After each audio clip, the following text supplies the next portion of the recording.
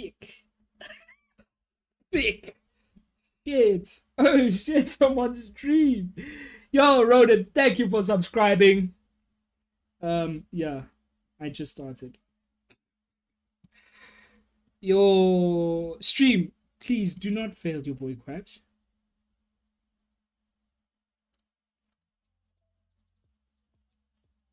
Do not fail your boy Crabs. I literally upgraded my internet for you. Literally.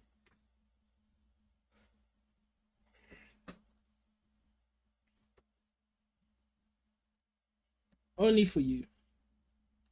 So we can get the show on the fucking road.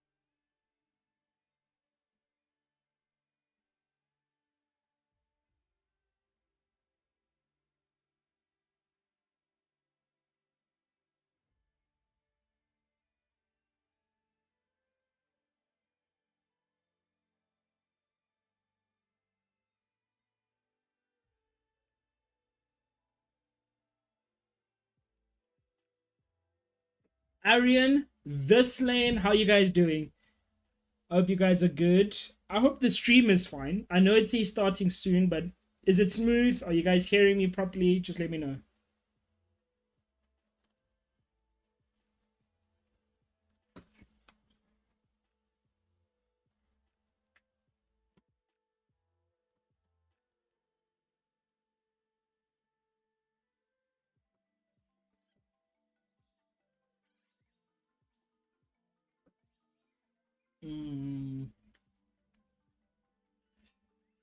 What I do need to do is I don't have WhatsApp on this, so I do need to charge this phone. Okay. Sweet, definitely, bro. Just tell me when does it start exactly? Because I'm gonna take it first.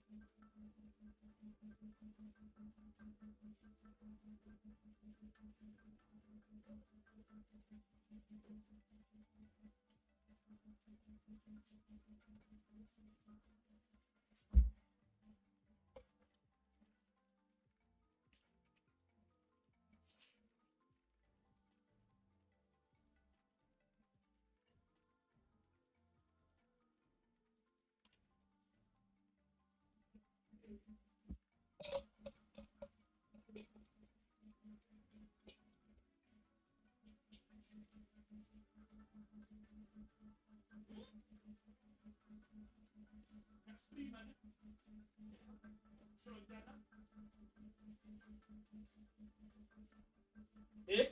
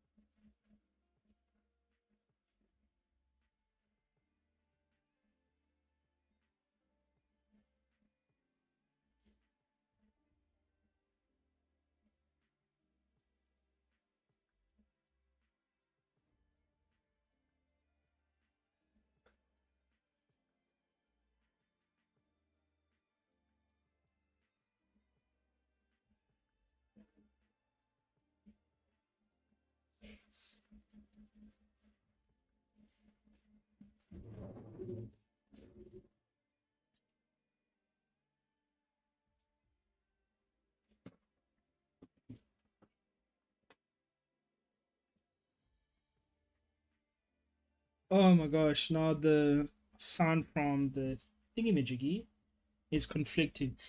And I need my glasses.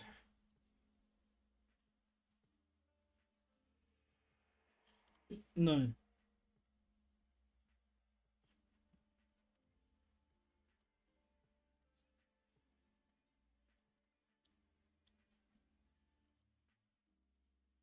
Perfect.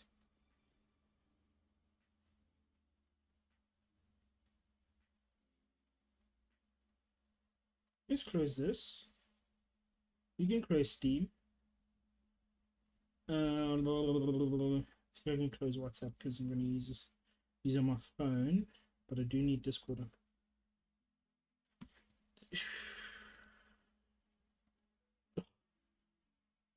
Yeah.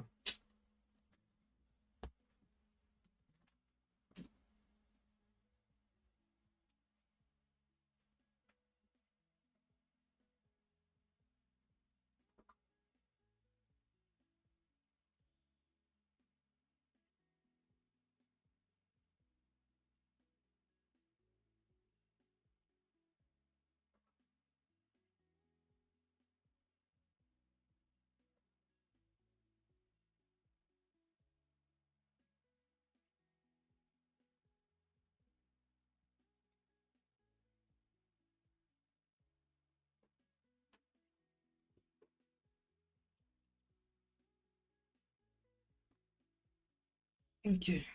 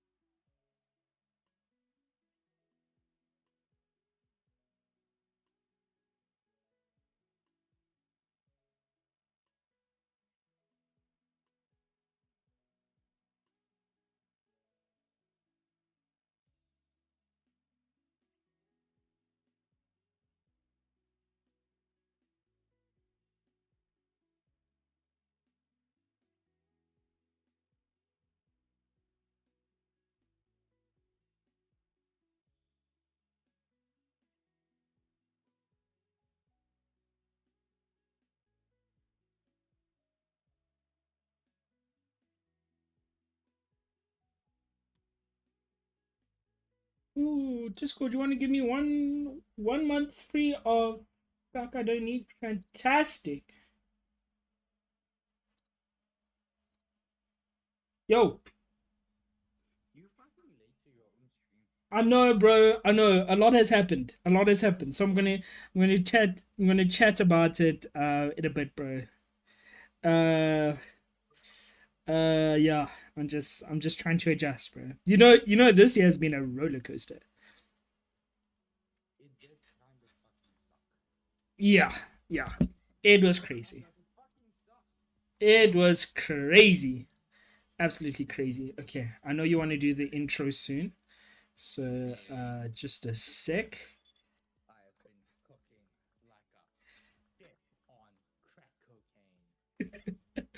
Okay, let's do this. Let us just reduce the volume of the music a bit. Even Okay. my previous intros were hot. Right now, I'm insulting a Karen. Ah, jeez. Okay, insulting a Karen is fine. Okay, But I did get hit on a black chick today. nice, She is pretty hot. nice. So we both got hit on black chicks today. Nice. Yeah. Nice. It should be standard for me, but nice. It was odd for me. I can imagine, bro. I can imagine. But hey, at least you were shooting a shot, bro. Like I'd speak to her every day at the bank. She works at the bank, and then I greet her and say like, "How, hi, Nicola." You said, "Do it again, but in a much deeper voice." Hey, hey, hey, hey, hey. And then I went back to the bank a few hours later to go withdraw more money, and then I said, and then I did it in a deeper voice, like, "Hey, Nicola," and she's like, "Oh," just like that. Nice. Oh shit. Oh shit. She was I probably. don't know what the fuck was Oh, going on. she was dripping. I was like spiraling from all angles. I don't know Oh, what happened. that that was funny, bro. Oh goodness, yeah, that made my day. Holy shit, holy shit. She was dripping. I'm Goodness. getting. Apparently, I've got more riz towards black people. Yeah, clearly, clearly, bro. For able. Oh shit. Congrats. What just happened? I woke up. Congrats on what? Did I just win a prize? Oh, okay. No. Anyway, so in three, two, one. What's going on, guys? It's your boy Jacques Van Dieren's back at it with the intros for one last time. That's probably what I said last time as well. But it's say because we've got some spicy things for you tonight. I have no idea what we're doing, but that's kind of the vibe. We're just gonna sit here, chill. Carter's going to talk about a ton of shit. Play. I don't know what we're going to find out, and we're going to talk about our Riz towards black chicks. And then while we're talking about our Riz, my previous non-existent Riz, we are just going to absolutely flabbergast you guys with all this amazing info, all the technical speaking of two players, of two people that don't play Yu-Gi-Oh anymore. But we're gonna talk shit anyway because we can. It's our freedom of speech. Unless South Africa took that away, like they took power away. But it's irrelevant, ladies and gentlemen, because I hope you all are ready for a good time. My name is Jacques Venter, one of the former best players in SA for Yu-Gi-Oh. Now a Magic player by heart, spending absolutely a ton of money, but that's Facts. okay because the value is there. Can Yu-Gi-Oh player says, "Fuck no, you guys are spending money on Starlights and they're getting reprinted." What bozos. And on the left side of the center middle column of the third row from the back in this Ford Prius, we have the black man from Soweto, the man of many names, mostly two, and the man that dyes his hair 4 times a year to indicate that the seasons have changed. Karabo Balskanyonge! Oh, thanks for the intro, bro. Really appreciate it. Pleasure. You good though, bro? Yes. That's Super good, dude. all time high. Oh shit. Yeah. It's been hectic. It's been quite a year, bro. I'm not gonna lie. Not gonna lie. Don't think quite a year would quite match up. Yeah. Oh yeah. It's that is just being like polite, but it's been crazy. It's been crazy. But True. yeah, dude. Jeez. Like I'm so tired. Like I'm just like waiting for it to be December. Like I can't think of anything else I want to do right now. You know. So At least yeah, you it's just have December. I have nothing. I work no through December. no. I technically am gonna work through December still, but it all depends on what happens regarding our study because we might not even, well, even if our study does end, I'll probably just be job hunting from then. What's So the study? Are some black chicks hotter than white chicks? Because I can confirm it. no, no, no, no, no. It's one of our studies. Oh my god, bro. Fuck that. Oh, Those bitches can fall in hell. oh shit. I say nothing. I say everything. Oh, dude. So, Less white power. Less white power. By that I mean white Instagram chicks. guys, Jacques is white, by the way. So I don't want you thinking that this is this is like an anti-white stream, please. For the new guys that are here, this is Jacques is white. I'm also from Botswana. That kind of makes me like 50% black. Hence why I need to say you're white. Yeah. To confirm, you on Yeah, bluff, bro. the own bluff, but so Not bro. brew. Oh, sorry, brew. That's what all young white people drunk on tequila shots and cheap beers. Mm, mm. I wouldn't know that. Usually, I think what is our choice? I think black people like gin more than anything. Actually, That now that I think about it, those are like white women that think they're quirky, but in fact they're just fucking mentally impaired. Jesus Christ, Like my word. if you see like a girl drinking gin at the bar, Yeah. I know that she's either got family issues, so she'll name any guy daddy, or she failed in high school and has a low-paying job. I know Mm. this because my office lady drinks gin. Yo, yo, hectic. Okay, I did not see that coming. I honestly did not. That's what this stream is all about. Not seeing anything coming. That's what she My, said. that's what she said. Yeah, she didn't. She legit said that. You didn't see Yeah, that coming. yeah, I didn't. I didn't. But oh, currently I am playing Master Duel. I'm just playing casual so I can get some gems. But yeah, bro, right now I'm not even trying to play any form of live Yu-Gi-Oh. Because it sucks. It's not even that. Like I'm really into this format, but like the first thing I do want to do is yo, this hand was trash. The first thing I do want to do is just get the decks that I like for the next format, like getting the labyrinths, obviously. Um, getting the what else? I can't think of anything else. Oh, the new decks that are coming out. I want to try them out as well. I don't want to Like be the the same. sinful one. Oh no, not the sinful. Sinful, I'm not even bothering because sinful basically it's like the adventure package all over again. It's It kind of stupid. It's expensive now. A few months, bandits hit, stick gets hit, they yeah, drop, they reprint it 17 times before the twins. exactly. And the thing is, it's not even going to be used so much in its own archetype. It's going to be used as an engine. So That's kind of what TCGs are nowadays. Even in Magic, things don't support archetypes; they support individual shit. true, true. That's you're absolutely right. But like, I wouldn't invest so much in an engine like that at this moment in time. Obviously, I do want to invest a lot in the game when I do come back next year because I want to do well and I do want to go to YCS next year. So I yes, need to ask you a question. yes.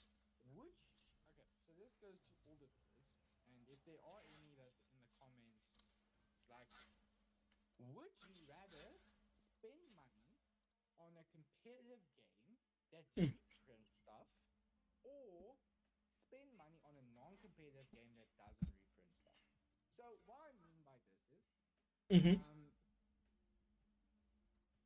Yu-Gi-Oh is very competitive. Like there's one format mainly competitive, but they reprint everything. Yeah. So your cards will never hold value because if your deck's too competitive, it will get hit and it will lose value. Yes. Something like Magic and One Piece aren't as competitive. Okay, Magic does have its own competitive side, but you can choose not to play competitive. Yeah.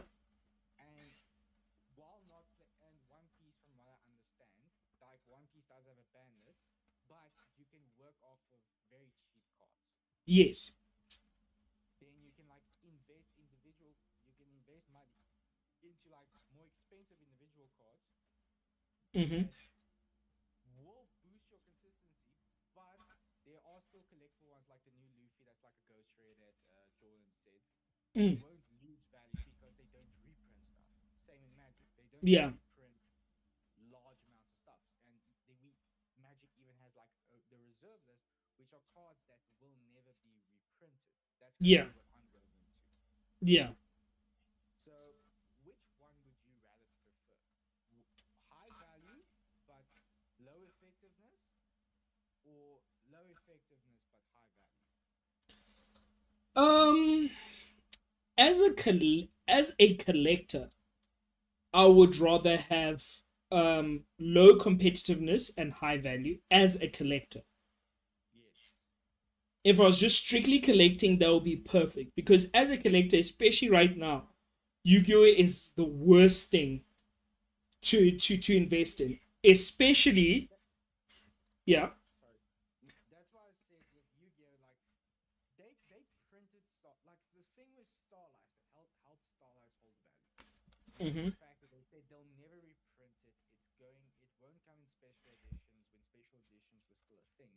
Yeah. Um, then this year they decided to throw a bombshell and make the QCRs. Now QCRs aren't Starlights, Yeah. but they're as close to Starlight as you can get without being the first printing. Yes. So something like that would be IP. Yeah. IP was the most expensive. It was even above Appo at one point for the most Mm-hmm. expensive Starlight in Yu-Gi-Oh. In fact, it was the most expensive card in Yu-Gi-Oh. Yes. Then Bow's of Legend hits, and it just tanks because now there's a cheaper version that's kind of the same rarity. Yes. Not exactly like it. There, many people have different gripes with QCRs. A lot of people don't like the gold lettering. Some people don't like the 25th anniversary stamp in the text box. Mm-hmm. Some say, like myself, there's too much shine. Like the thing with Starlights is there's it was not an overwhelming amount of in your face. Yes. But QCR, like if you pulled a Starlight, there was still a high chance that you didn't realize it was a Starlight. You could still think it's a normal secret or anything like that. Yeah. But out of the pack, you'll immediately know it's a QCR. Mm. No, And you're absolutely right. Yeah. and if you look at now, the the the rarity collection is probably the most impactful product they've printed in the last several years, even more impactful than Definitely. pins. I was It's just about to talk about that. Yeah. it's and that you can get a QCR from that set for $250, even cheaper actually. Yeah, no, the cheapest, the most expensive right now is Ash Blossom, and Ash Blossom is actually 160. The way, dude, the way they bought the shit out of the rarity collection, even like post pre order, like on release, as soon as like those videos came out with the actual like sneak peeks, I think the amount of product, physical product that was sold or like being able to be bought shot up, dude. Like it was crazy. It was actually crazy. So like um Dane was telling me like this is probably one of the best sets in terms of product, physical product that could actually be sold. So it's like that's fantastic. If for like for a store, that's great. But like for a collector, bro, that's like yo, like the value of my cards are dropping, Yeah. and there's nothing I can do about it, you know. So like for example, I don't know if are you still on the trading groups for not like our I am still on the national trading group the national trading groups. Yeah. because I say to myself I will come into Yu-Gi-Oh at a later date, Uh huh. but the more like was heavy into high rarity stuff because that's what I Yes. like. We even had this discussion a while back on the stream, me, Kieran, Robbie, and Matt, Yeah. about high rarity stuff and how it used to be a privilege Yeah. to have high rarity stuff. Like if you saw someone with a star, like they spend big bucks. Now you see a QCR and you just think, oh, okay, probably got it for cheap. You're not wrong, bro. You're not wrong. And That's how it is right now. Yeah. and it took all the fun because what's the point of having a high rarity deck if someone else also has that same high rarity deck? Mm-hmm. And it's like, well, what makes your deck so special if mine's also? Yeah. Exactly. Like, would you rather have an ulti infirm or a QCR infirm? Like, Yeah. obviously, if you're going for more shrines, we're going for the QCR. Mm-hmm. Baron, Literally. Yeah. Baron went from 2,000 rand to 400 rand because now there's a Yeah. super, an ultra, a secret, a platinum secret, ulti, a new collector's rare, and a QCR. Yeah. And that demolishes value. Mm. It dropped like significantly. Like even the OG, you know, those OG Secret Ash. Yeah. Yeah, that tanked, bro. Like a playset of the OG Secret Ash, I just saw it on the trade group. It was going for I think 2K for the set. That's nothing. That's nothing, bro. Because already the the ashes from here dropped from 7K, like ashes from the new set. The QCRs dropped from 7K to 3 in a matter of days. That's how much product was was out, bro. That's nothing.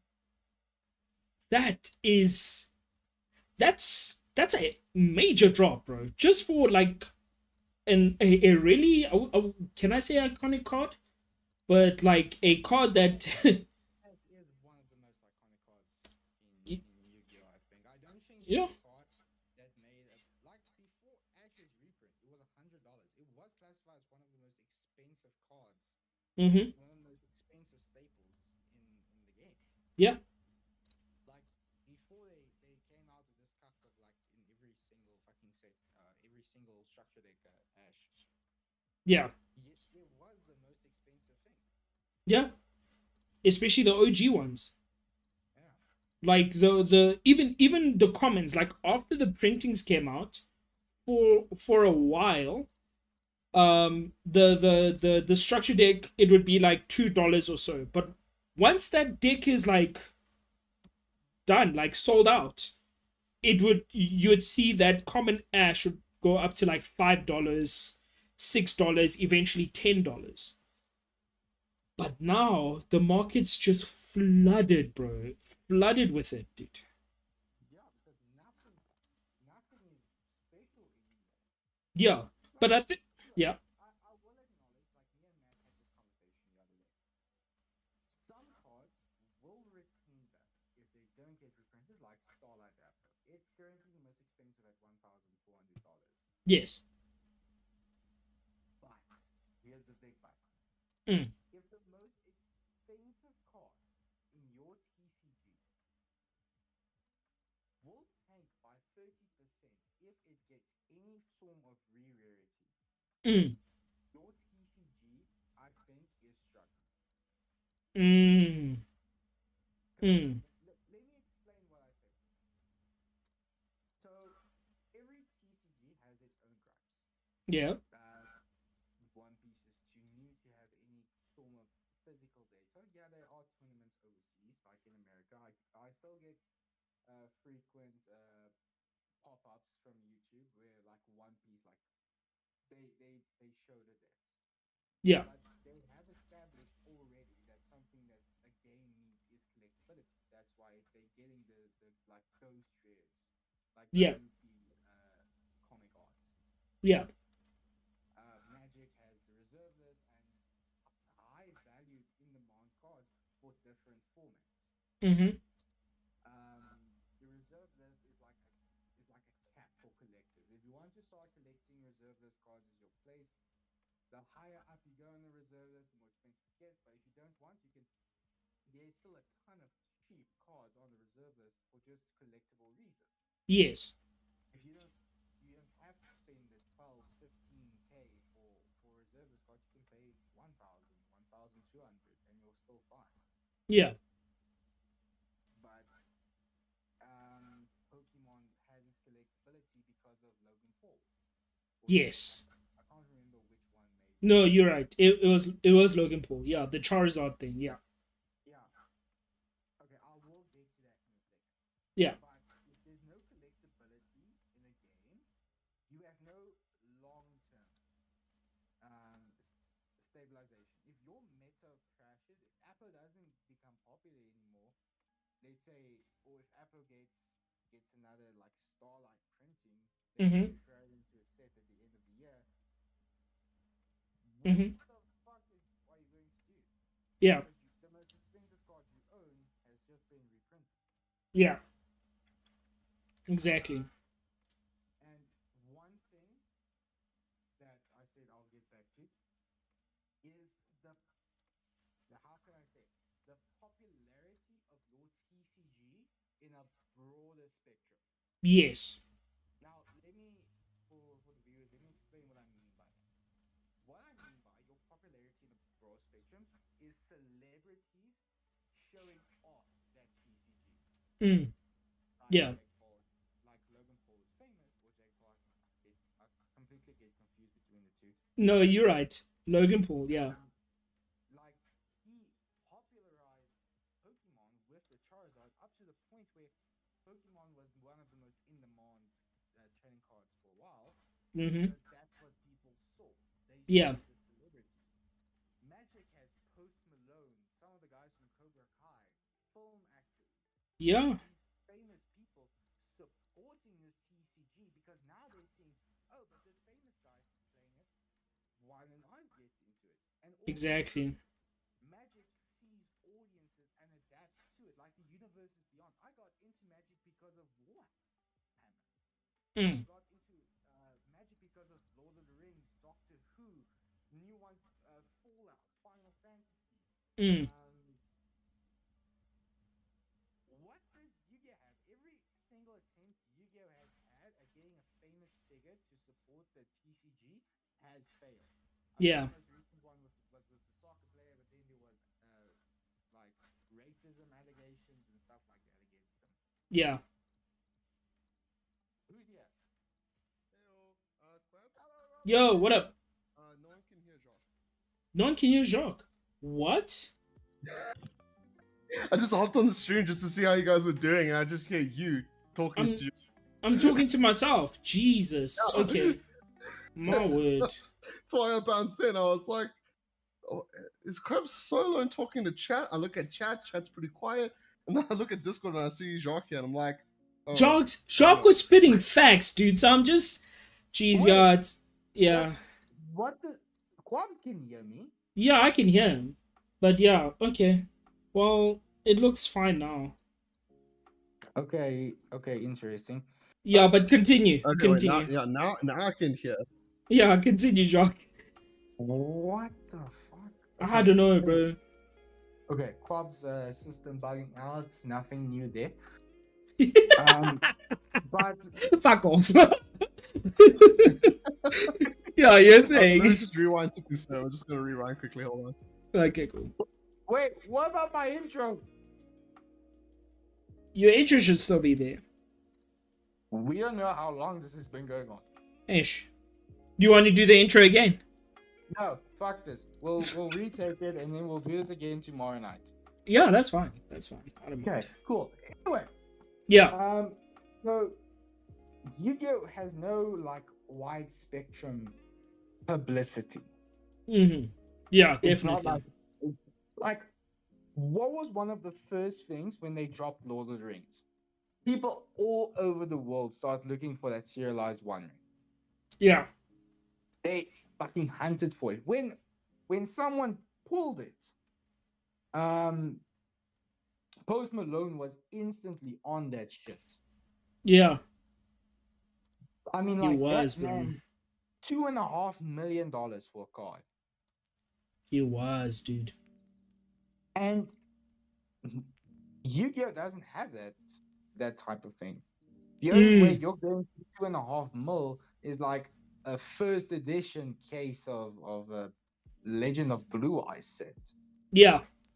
And even then, I think like Ruxin once did a video, he said that was only 250K. Like, Mm-hmm. sure, that's a lot, but in comparison to Magic, that's kind of nothing.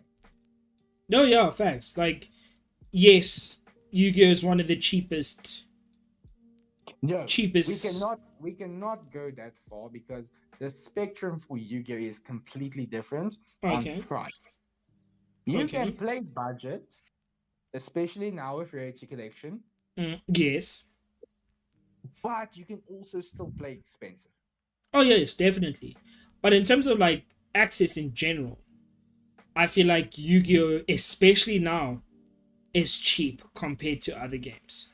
Okay, I don't think that is a metric if it's just gotten gotten accessible, but okay. Yeah, I'm saying from now. Sorry to interrupt. Before, I'm just no, letting you. you know all is good now. You are Gucci. Oh yeah, cool.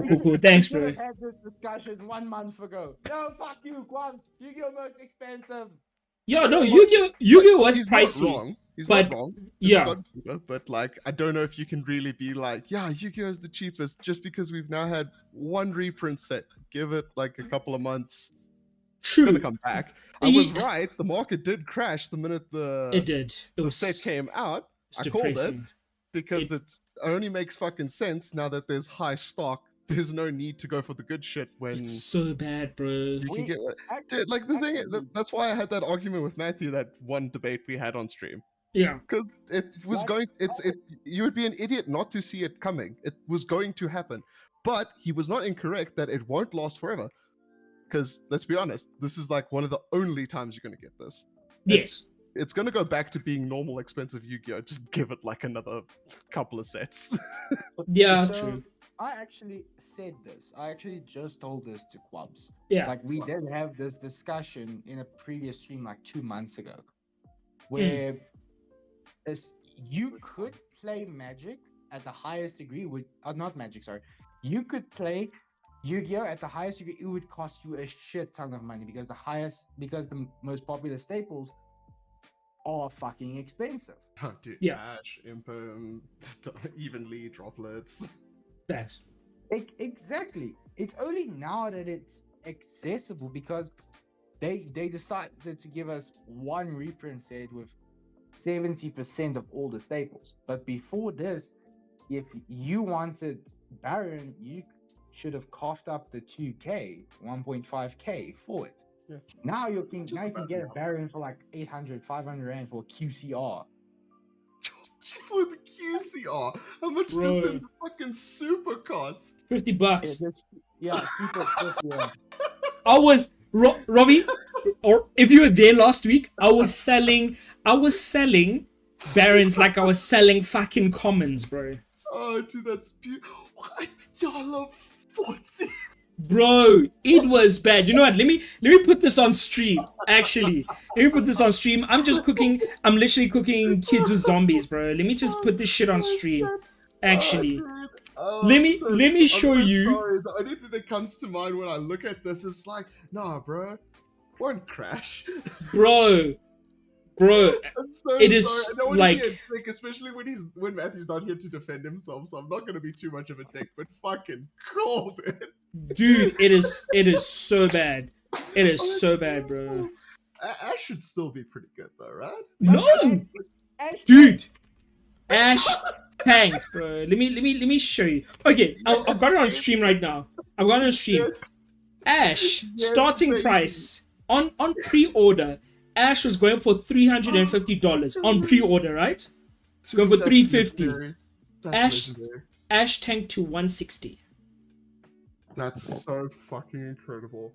Now, 160. If you can't call that a crash, I don't know what you would classify as a crash. Dude, anymore. it is so bad. I'm gonna tell Oh, you. beautiful. I'm gonna go to TCG Player. I'm gonna tell you. The only thing that has gone up in price is Imperm. For some weird, not even for some weird No, reason. that is. Imperm, Oh wait, no, it's not weird. It wasn't reprinted. Was it reprinted? No, it wasn't in the reprint set. Imperm, Yipram was.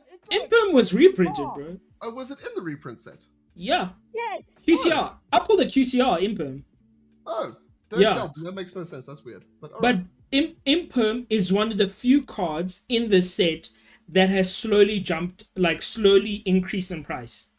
But everything else fucking. Everything else has been tanking, bro. Okay, let me go from most expensive, right? Fucking lols, dude. I'm gonna go from most expensive. Cool. It's the Ash Blossom 160, right? And it's the new fancy version. QCR. I'm just gonna focus on QCRs, right? I'm not gonna focus on any of the rarities yet. Cool. Then I'm gonna go to specific cards. But Ash Blossom, this is gonna be top. Let's do top 10. Jeez, Ash Blossom, the whole fucking box. Just... bro, 160, right, for Ash. Nice. 70 for Imperm. 60 for Triple Tactics. 46 for Prosp. 46 for Evenly. Veiler's at 44. Baron is at 40. Is Veiler seeing more meta relevance nowadays?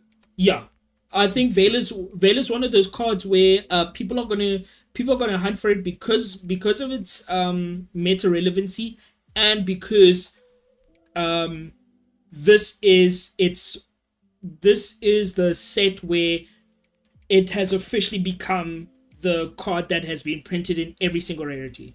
Wow. Yes. Yeah. If That's Veiler, legendary. yeah, Veiler's the only card currently that has been printed in every single rarity. Every single rarity. Wow. Yeah. It has. That does make sense. Yeah. Even gold. Yeah. Both golds. Yeah. Yeah. Yeah. It should have been in gold. Let me check. That's awesome. Because it's either. Veiler wasn't in gold, but Imperm was. So no. The claim is that this is the first card to be printed in every rarity, but if it wasn't printed in gold, then can you really make that claim? I'm checking now.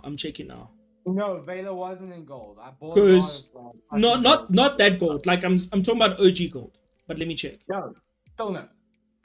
Oh, okay, so then no, it hasn't been in every rarity then, but still close enough. I mean, still, that's closer than most. I'm not taking away from it. I'm just saying. Okay, it does have a gold rare. But it was premium gold way back. Okay, so the first gold, not the second. Yeah, gold. not the Oh, so second this gold. one printing. Oh Yeah. no. That fucking rarity sucked that we don't acknowledge that. That's fucking No, bullshit. I actually prefer that rarity than that nonsense gold that we had recently. Nonsense gold. Oh, you mean No. the No, embossed you- gold? Yeah. You are Yeah, the lifted. forgetting the worst gold that exists. I don't even know how that gold was actually allowed to go to production, because doesn't that count as marked? Because it's lifted. It's raised. Dude, I played gold raid judgments and those things were floating, bro. Those things were floating, dude. Konami, we do not like marked cards. Proceeds to print basically a marked card. Literally, A set of bro. marked cards. There were people that were playing the gold rare the gold rare the invoker monster. Invoker monster. Alistair. Alistair, the gold rare Alistair, because it would just float. Okay, no, wait. I have a big thing. I actually have Yeah. maximum gold was the reason. This is actual facts. Maximum gold was the reason Yu-Gi-Oh cards were allowed to be double sleeved because they lifted. Yes, I think True, so. because you can't feel it through the double Yeah. stuff. Yeah, fair enough. Yeah. They It was lifted, so bad. They put in a rule. Hey, I mean, To legit, fix their if that's what it own took to get mistake. double sleeving a fucking great. Yeah. They put How long in were a you rule gonna play to as fix screaming their for own double mistake, sleeves? Mm, which is wild. That they had nuts. to implement a rule to fix their own printing error. Yeah. I mean, listen, bro. People were begging for double sleeving for years. I Yeah. mean, fuck it. If it's caused by a fuck up or caused by a petition, who gives a shit as long as you got it at the end of the Facts. day? Like, bro. Facts. But yeah, I think if Vela doesn't have every single printing, I think it's the one with the most. Because the only thing, yeah, then it would be the most, yes. yeah, the only thing it's missing is this current gold Yeah, ray. I wasn't bringing it up to be a deck. I was just being like, No, was it even facts, dude. gold? That's such a weird. No. You're absolutely in your right to actually ask that, bro. So remember, I don't take offense to this. If I'm wrong, I'm wrong. I've been so out of the loop, dude. So I wouldn't be surprised if I was fucking wrong. That's why I was like, was it in gold? I can't remember. That's why we here. That's why we have TCG here. So yeah, but I think the only rarity was missing besides the premium, this recent gold, was secret. QCR. Oh, secret. not Secret in QCR. Yeah, it's never been printed as a secret. Damn. Nice. Fucking nice. Because it does have a platinum. Look at these one. It does prices, have a Yeah. platinum dude. one. Damn. Doesn't this have a is- platinum, This yeah. is highway robbery at this point. Dude. No. It is crazy, bro. Yeah, it is crazy. Like, You've ever wanted to join Yu-Gi-Oh and at least be able to somewhat now compete? is the time, Better time than bro. now, dude. Dude, now is the time. Literally, I've got a playset of super droplets and super prospies, bro. Damn. For nothing. Fucking mint, I dude. remember paying fucking the most expensive prices on this planet Earth for those. Yeah, dude, Bro. the best part of the 25th set, all the people raging that they wasted money.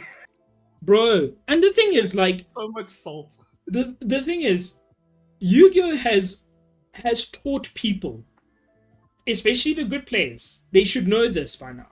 Yeah. And the reason why I say good players is because what I'm about to say, they already know.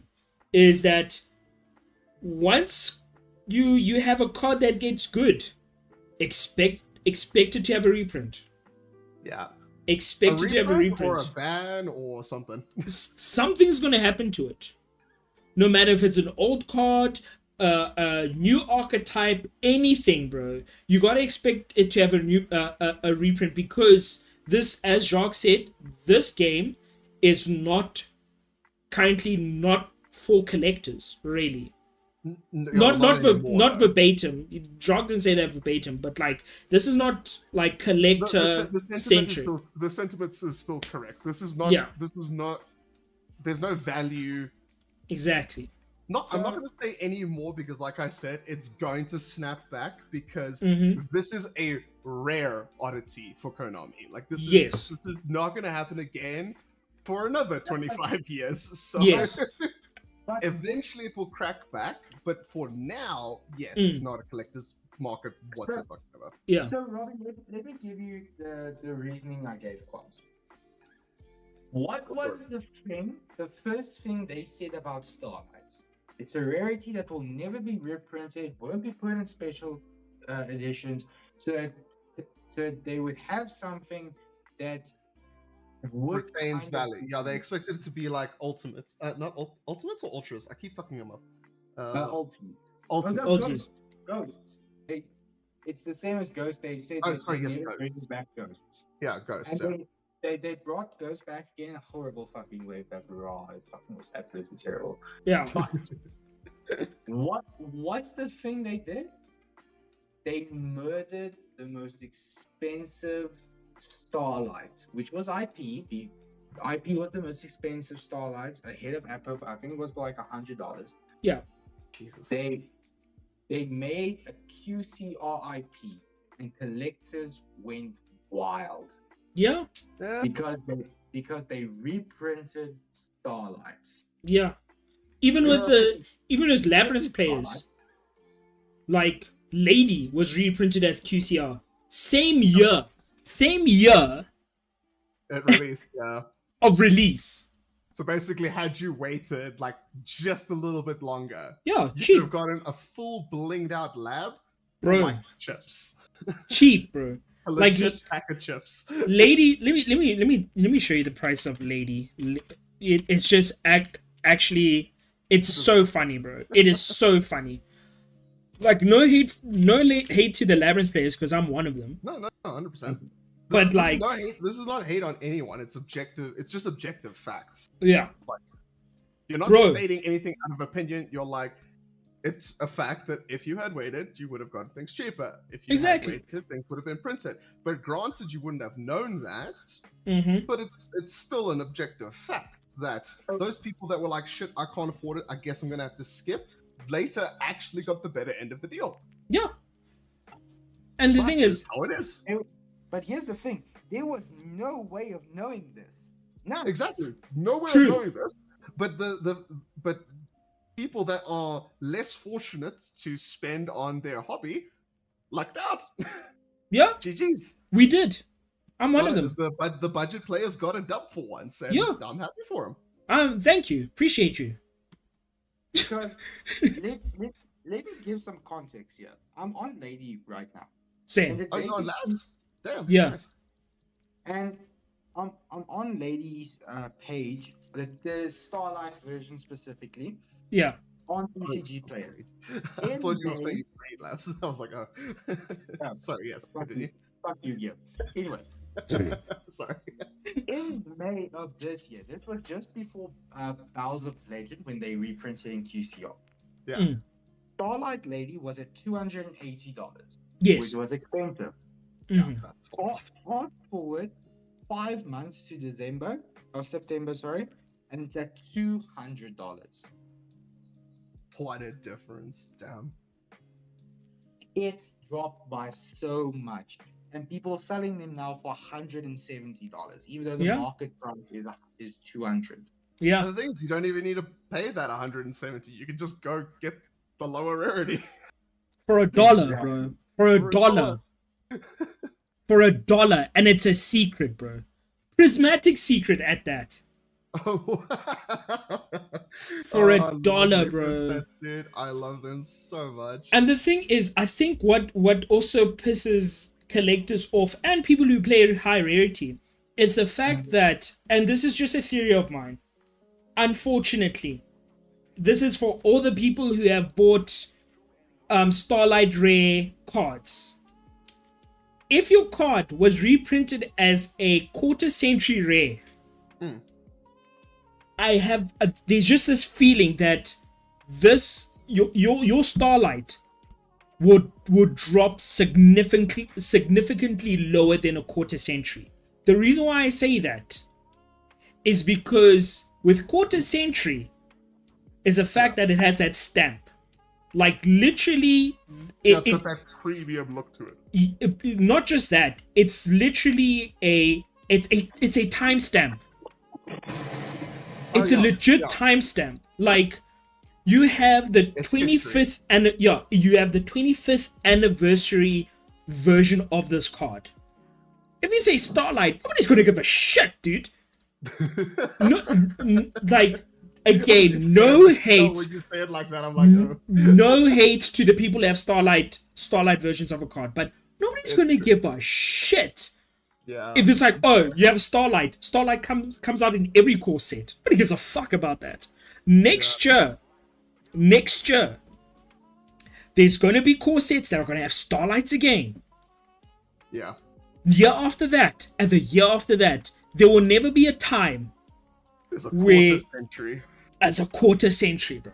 The next will one is never- going to be a half century. And Yes. yeah. Or 30 years or something like that. There will never it might be a go to yeah, time. maybe. Yeah, there'll never be a time again where you get this specific rarity. Yeah. Okay, but here's, Damn, that was passionate, yeah. here's one gripe I have with that. Yeah. With what, quarter centuries in general or the statement? The statement that Okay. people won't look at Starlights because of the way that quarter centuries are branded. Yes. Just like we said, it has that stamp, which means it will be more appealing towards collectors. Mm-hmm. My gripe with that statement would be, how would you then differentiate? Because there's a lot of QCRs this year, a ton. How would Yes. you differentiate between these that will hold value and these that won't hold value? Because at the moment, the most expensive QCRs are meta staples. Yes. What if that meta staple falls off? That what if the QCRs you bought because you saw them as investments Mhm. tank, get banned, the decks get hit, then your investment plummets. Because what's the purpose of having a QCR if it doesn't have value? In Yu-Gi-Oh, value is highly dependent on playability. No, Not necessarily, because look at Because prime. Sorry, Robbie. Do no, you yeah, want go to? for it, go for it. I No, just go wanted for to it. say prime example is Max C. I wasn't even gonna say that. I was gonna be like Legend of Blue Eyes. Literally every card in Oh Legend yeah, of Blue Eyes. Legend of Blue Eyes. Like Judgment has been reprinted shitless. The only people who really play Judgment are control players. No. There's a No, no, different no. That, kind of that, value that, from the set. Yeah, It's that's not one meta thing. based or like popularity based, because I understand what you're saying. Mm. Cards value is 100% determined by how viable it is yeah, and how popular it is. I 100% agree with you on that.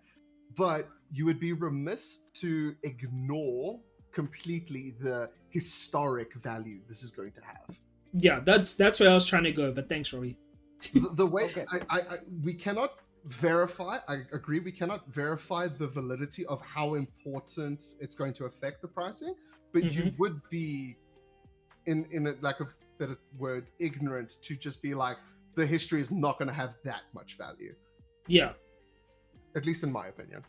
because Okay. yeah, I completely hear what you're saying, Robbie. But and Quab's the thing with Judgment is it's playable in GOAT, and people in GOAT like GOAT the and highest everything, rarity technically. of it. Judgment is still playable in modern era true. as well. It's still played in modern era, but like let's say for example, as we've seen with my Judgment collection, I probably have one of the most highest rarities of Solemn Judgment, which is the collectors. 110%. Yeah, like You and your like fucking judgments. which is the I think the second highest, which is the collectors. Then you get the alties. Cool. But when you look at an Ultra Metal Raiders first edition, the moment you say that to somebody, especially when somebody has played this game for a while, where it's like, fuck, that shit must be expensive, because that is from the OG set, from way back, from the first 5 sets of booster packs in Yu-Gi-Oh. The fact that it has that specific code and they know that specific set, because of its history, that's how it holds its value. And those are cards that don't even have stamps. It's just by that code. It will always retain value. Even cards that are shit, bro. Like literally, I sold. Remember, I sold one of those goat decks, the Kyber decks, to forgot his name. Voter. Yeah, those cards alone, literally 80% of the monsters were vanilla. And you're only gonna play it in goat. But the value holds because that's one of the first structure decks printed ever. And that's history, yeah. Yeah, man-eater bug. Why the fuck would a man-eater bug cost $20, bro? Why they hate on Man-Eater Bug? You get what I'm saying? Like, I mean, no, I'm just saying, like, if somebody was to play man-eater bug, like set pass, I slap a Baron. The fuck man-eater bug's gonna do? You get what I'm saying, Jacques? Yes. Like, playability will play when it comes to specific cards. Playability means fuck all compared to the history, bro. But there are but very rare what- cases. Mm. So, like, I agree with Shark that the statement is only validated as time goes by. Yes. Right now, Jacques could be 1,000, 1,000,001%, and it has no impact whatsoever. Yeah. The only way we can know is through time. And Unfortunately, the point then stands until fucking, I don't know, the 50th year. I don't know. and that's why I said, like, with the statement, I personally just have a feeling that these specific I got a feeling. that tonight's gonna be okay. These specific rarities not only have fucked up the Starlight. Damn, I'm swearing on stream. Not only have Okay, we've been have swearing. It's fine. have fucked up the Children. the Starlight versions of their Starlight counterparts, but these things are going to hold value longer than any other sort of quarter century. I mean, not quarter century Starlight, because this is going to be a specific rarity of its specific time. That's why I'm trying to get my one lady quarter century. I don't give a fuck about Starlight, bro. I don't give a shit. That thing is like, I personally believe that thing's going to drop. Number one. That number two, lady is going to get hit on the ban list. Like, as soon as Aureus came out, it's going to get hit. Lady's going to be put to one. Facts. Oh, okay. No, Now it's Now you've hyped it up for a new topic once this one's finished. okay, cool. So as I was saying, like, yeah, as I was saying, the closing statement. A set like this year, this is why I was so excited about the legendary, the quarter century collection edition, right? All of these cards, whether they shit or not, will retain they might be shit right now, like when you see the prices, because like the Ghost Trick quarter century rare is like going for like $100, which is sad. Which is very sad. But it's the fact that this will be the first and last version of these sets, of these rarities. These things are going to either keep its value or go up in price, whether they become meta relevant or not. Because we've noticed, like, cards out of nowhere, alti versions, like from 19 Futzak, when they're relevant in the meta, they fucking spike in price, bro. Look at this recent there's a recent Link 4 that came out. I think we were discussing it on Ember Full Whale. Amber, the machine, right? The fire machine. Oh, because of that new fiend chick, that new Bro, 3. The Sinful. Jacques Yeah. had that shit in bulk, bro. I had hundreds of those things. Hundreds, bro. Yeah, bro, those things weren't exactly short print. Bro, that thing was printed shitless. As an ultra now, it's like literally close to 200 a pop. 200 rand a pop. Telling you right now, all these quarter century rares, you're gonna see these in the 300, and I might be exaggerating, but in the 300s, $300 range when they become meta relevant. I can tell you right now. When and if. When and Yeah, if. Don't forget the if. There's no When catch. and if. Let me say when and if, because I'm just looking at like just normal quarter century rare cards. Let me actually check. Okay, Imperm is one I need to get back because Imperm's gonna stay. Imperm Oh, is Did you sell yours? yeah, I had to sell mine, bro. Oh, okay, I fair had enough, to, fair, unfortunately. fair. Oh, fair Um, enough. Be tough Times yeah. are for tough, fair, people fair. like me. Dude, times are tough. So I sold the Imperm and the Evenly. Yeah, those will be like gang cash, bro. Yeah. So cards like even if let me actually check which one can I see spiking up in price. Oh, by the way, Eric sold my deck. Oh shit! Oh, okay, because I saw him post it. Okay, that's fantastic. Yeah. That's actually fantastic. I'm getting 2 G's end of this month. Hell yeah. Let's go. 3 G's, let's go. Yeah, he's a I'm better losing 10 salesperson by than the me. end of this month. Let's go. You and your Yeah. fucking high-rated magic cards, dude. Dude, yeah, Magic is another animal. Fucking I mean, it love doesn't it. have to be. Jacques is just choosing it to be, but it doesn't have Yeah, to be. that too. I'm That too. buying 2 of a card I can only play 1 of. Wow. One for Okay. collection, one for the Let's go with just for like argument's sake. Let's say Crusaders or Mech Knight get support. Yeah. Let's say that happens in like 5 years or so, because I highly doubt they'll get support right now. In 5 years, Mech Knight Crusader Avramax is at $6 right now. They come out with a crazy fucking card where it just makes Avramax stupid. right? Which is possible because they just did that with Unchained. Yeah, Unchained just became Not just. ridiculous. Yeah, Well, not just a while ago now, but still. with 3 cards. With 3 cards, by the way. Yeah. 3 My cards. deck just needs 3 cards, bro, to be meta. Yeah, 3 cards. The fucking Make- epitome of the meme. So Avramax right now is sitting at $6. I can tell you right now, if Crusaders or Mech Knights become meta, this thing's bumping up to 100. It's Probably bumping up to won't. 100. At the lowest 50. Probably won't. I'm telling you, these specific rarities, bro, they may be cheap now because they're all over the place.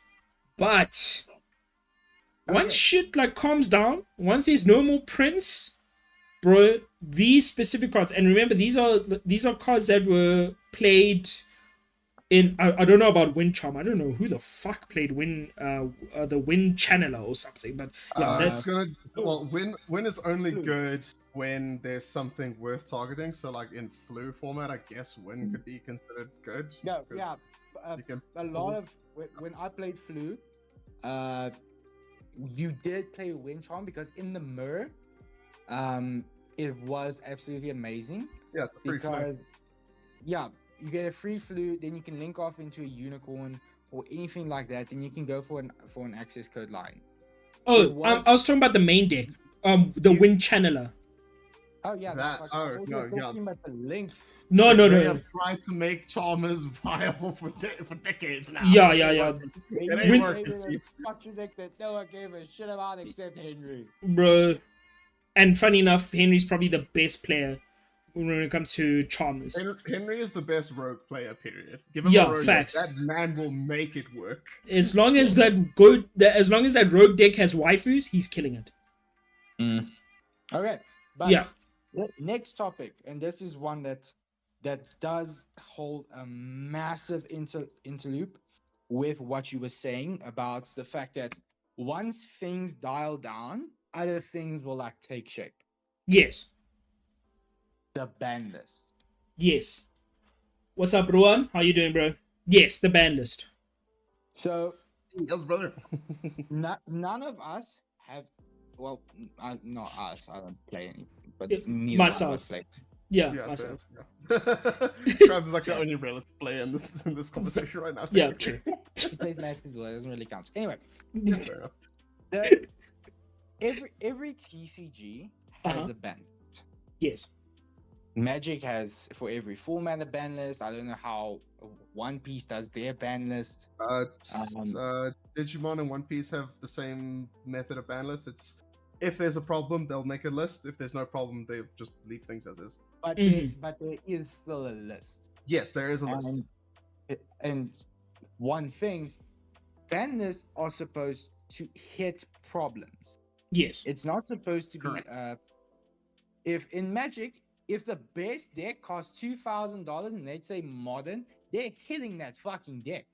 Mhm. Because no one wants to play against the same thing over and over. Yes. With Yu-Gi-Oh, they will ban everything to make more money. Yes. Facts. They don't care about the player base. This entire year was them shitting on cash after they pushed cash Yes. to float purely. Yeah. Because that was its cash grab, purely a Manadia. Oh, Yes. 100%. Then after that, I don't think they foresaw the impacts like Unchained would have, but their focus was on money. Yes. They 100%.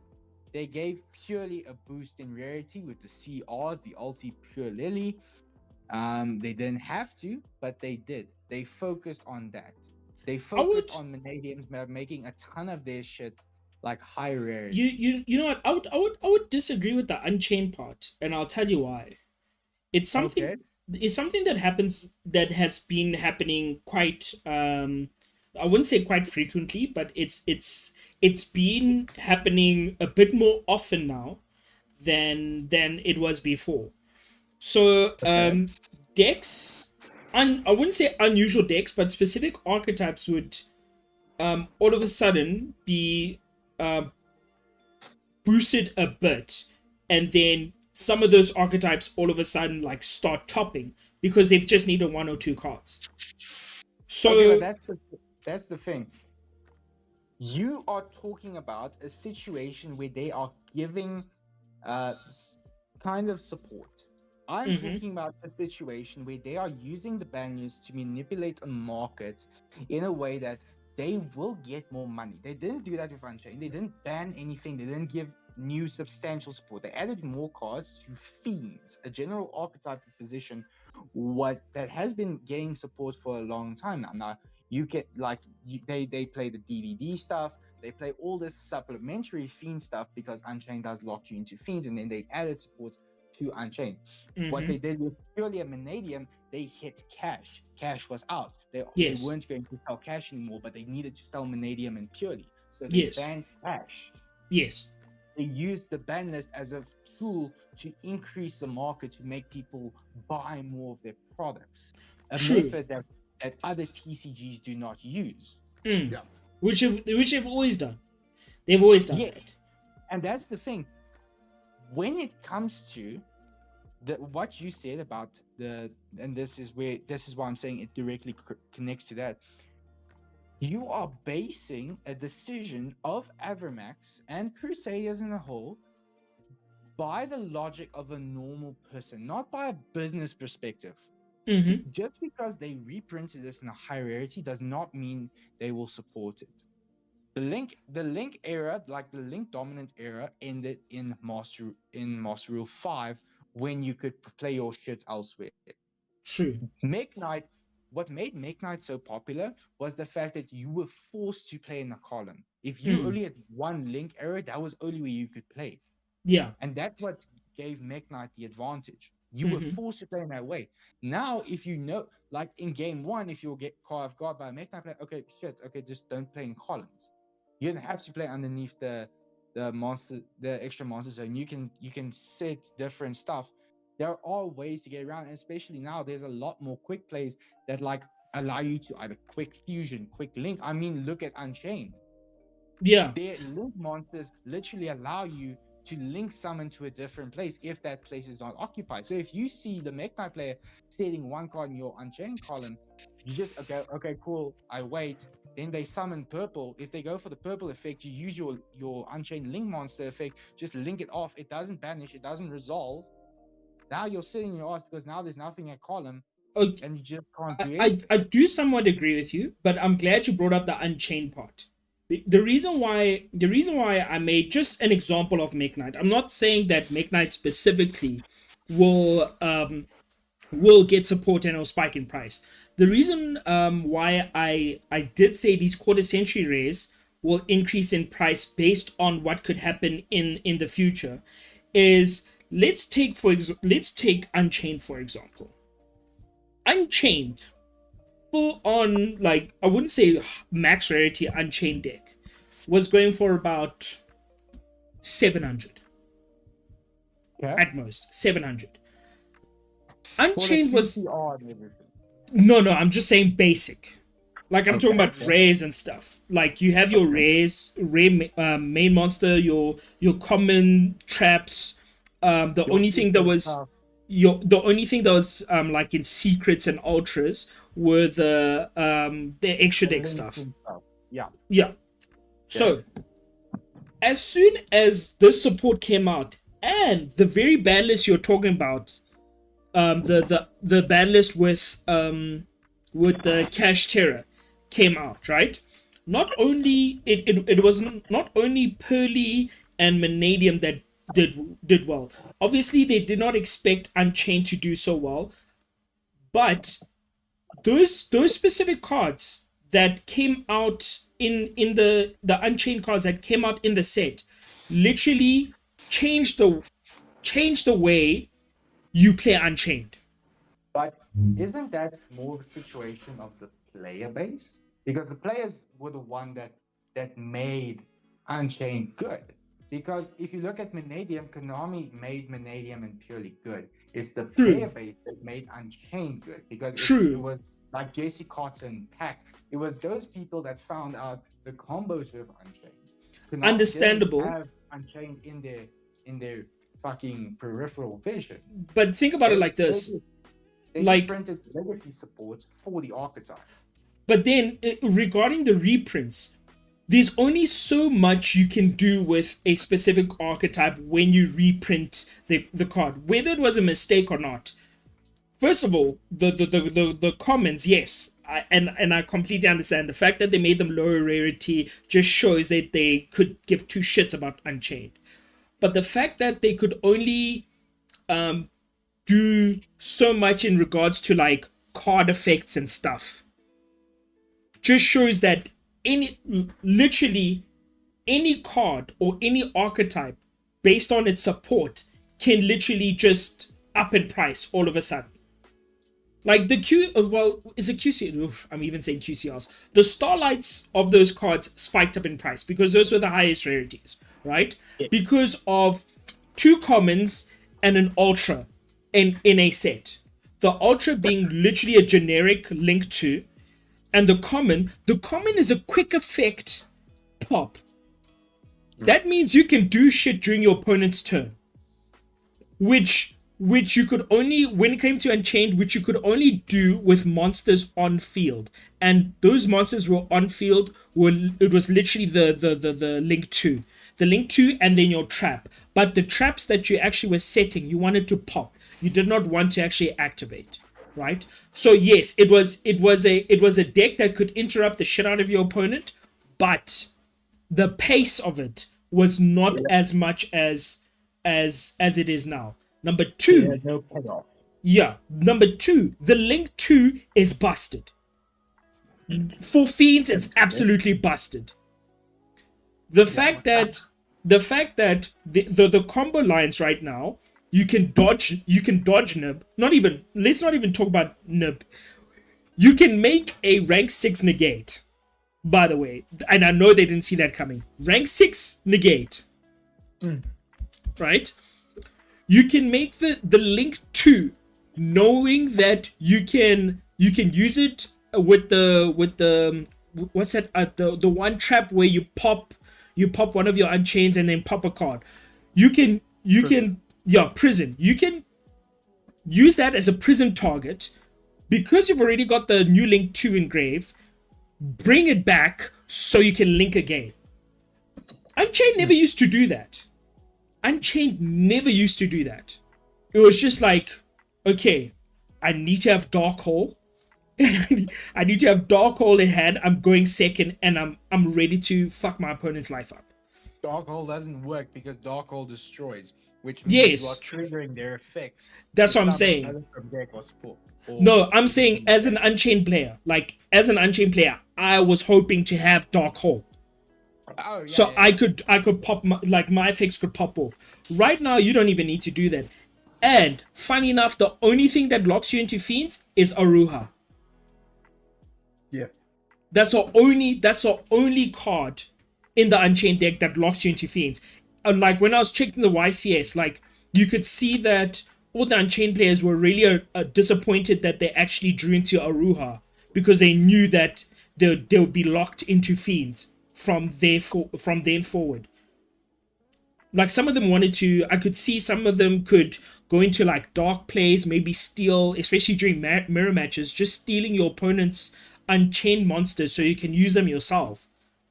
It's pretty nuts, but they couldn't do that because they fiend locked now. They can't go into dark, stuff like that. So, by accident, and not even on purpose, by accident, just reprinting cards can make very old cards bump up in price. Like, Unchained was selling for like 4K. Bruh, PK is currently good. Dude, Jacques, PK. And this is a theory of mine. I think Konami low-key likes PK because every fucking year, the same time, PK just pops up out of nowhere. Out of nowhere, dude.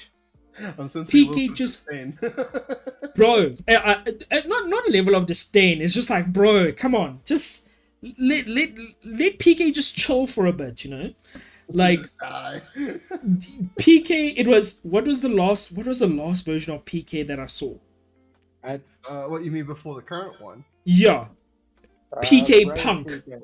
Yeah, PK Punk Yeah. was the PK most, like, viable PK. Yeah, PK Punk. Before there was PK Adventure, our mate Andre was playing PK Adventure. He topped in the last.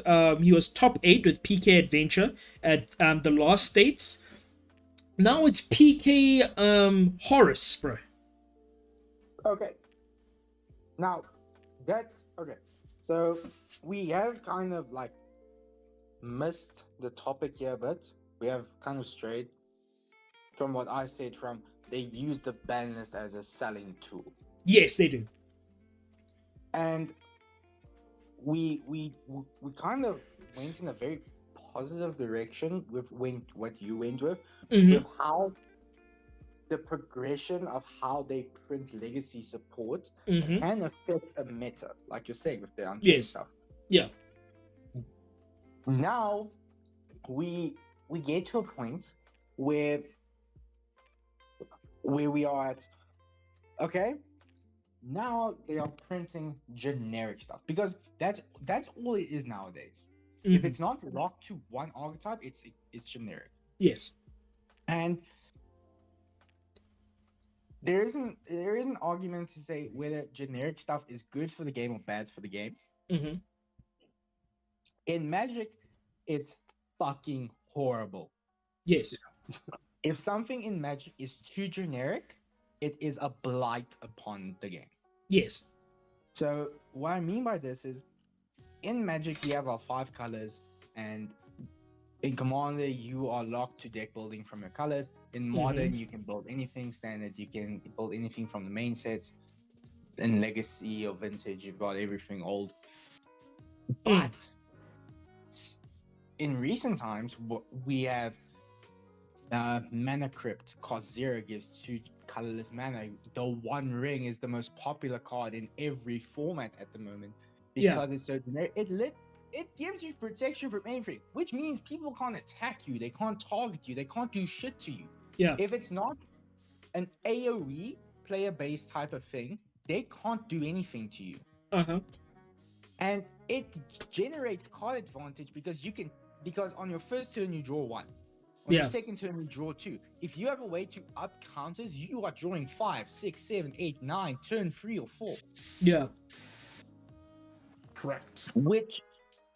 And now we're going into a new set.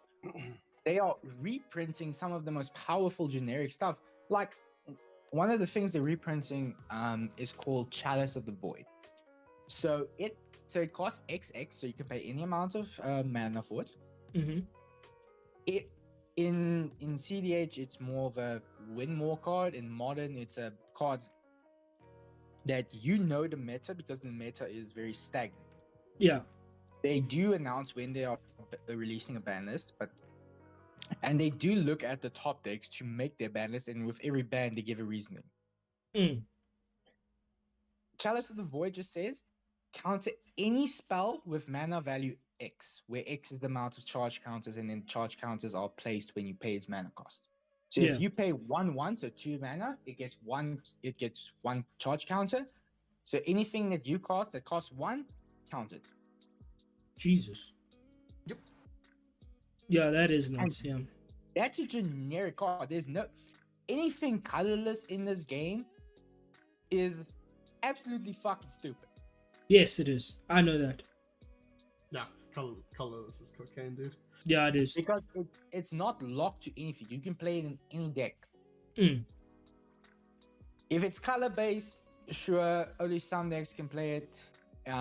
You're kind of locked into certain things. If you've got more than one color, you are restrained from, like, say the card's blue and black, but your deck is red and black. You can't play because there's blue in it. Yeah.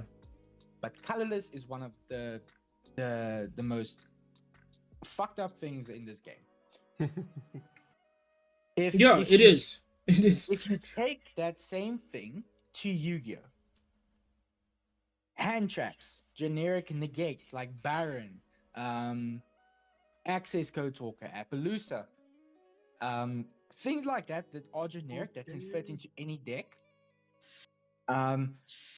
It gets to a point where the decks aren't archetype they're just everything. Yes. Like if you're going with when Brave was one of the best fucking engines, it was the engine. It was Yeah. so generic you could fit in anything except something that was archetype locked, like Flu. But even Flu could play Harpy's Featherstorm, a generic card for Winged Beast. Yeah. That's a general problem with Yu-Gi-Oh as a whole. Then. Yes, but and that's what I mean. When does the problem of generic cards get realized? Because too much generic stuff The makes thing it is, it's hard for. realized, but you can't fix it. Yeah, Mm. but you can fix it to a degree How? by okay. Outside of So banning literally everything. Well, not don't have to literally everything, that's don't a have bit to ban exaggerated. anything. This is just my opinion, and you guys can after I give my reason, you guys can argue with me. You guys can say whatever you want. This is like a podcast type of discussion. Facts. 100%. Speak your truth, brother. Speak your truth. Yes, sir. All I'm saying, you don't ban anything. Yu-Gi-Oh is a fantastic game because we have the possibility to play with every card since 2001. That's what makes Yu-Gi-Oh so fun. If you want to go get if Black Horn of Heaven was one example, it saw no place because of the base card in that set being Dark on Dragon. Years later, it got better because counter traps got more support. Yes. Counter trade, and then it got better and better and better. Which means there's nothing you can do in Yu-Gi-Oh to fix the generic problem, because every card in all Yu-Gi-Oh was meant to be generic. There was no archetype lock. Mm. You can fix that nowadays by just giving some restrictions. What I mean by that is, it's not like in Magic where you have to be like different colors. All I'm saying is that Evenly is a great card, very generic. It can fit in any going second. It's one of the best sweepers we've got. Facts. But it does have a major restriction. It's dead past turn 1. It's Because dead past turn 1 and dead going first. Yes. That's something that they neutered. Well, not neutered, but they degraded a very generic powerful card by just adding one line of text. If you have any card in your field, it's dead. Yeah. You have to then set it, and then you're losing tempo from there. Yeah. And I like the direction they went with, like Lightning Storm, Evenly, Imperm, where if you have a creature or anything, you can't play it from your hand. Shifter as well. Yeah. Shifter as well. You can't have any cards engraved. Yeah. Generic powerful cards that have restrictions. Mm. Yeah. And Brave to a degree that says like you can't like use the effect of a normals, but you don't have to. Yeah. That's the thing. Like you can build around that. Mm-hmm. And that's something that completely impacts that one thing. Mm-hmm. You don't have to. It's not a restriction. It's an optional choice. But if you go with a hard going seconds of, well, even any card that has like a restriction on it, if you can't play graveyard deck if you're playing shifter. You can't main Evenly unless you are willing to go second, and at that point willing to fight negates. Yeah. Dark really, you can't win a game. You can break a board, but you can't win that game. Which means game 3, if you're going into time, you are taking Dark Ruler out and replacing it for something that will help you break that board and do some damage. Yeah. So rather than say don't print any more generic cards, my solution is you can print generic cards, just have a restriction on them. And something heavy. Like I think the generic stuff that should come out should be this thing of, as you said, the restrictions like with Evenly, with Lightning Storm, Shifter, as I said, those restrictions are perfect, right? But the restrictions that should come out should either be archetype specific, if I can say that, or how can I put this? I see what they try to do with triple tactics thrust, where it's more of a card, a good card going second than a good card going first. But the thing is, its effect as well is too generic. If that makes sense. Yeah, because it still searches anything. It still searches anything. So Yes. So that's actually I've completely forgot about that one about Yeah. thrust, because if your opponent doesn't have, like, let's say you're going first, right? mhm, This is game one. You've got a thrust in hand. You search, they ash.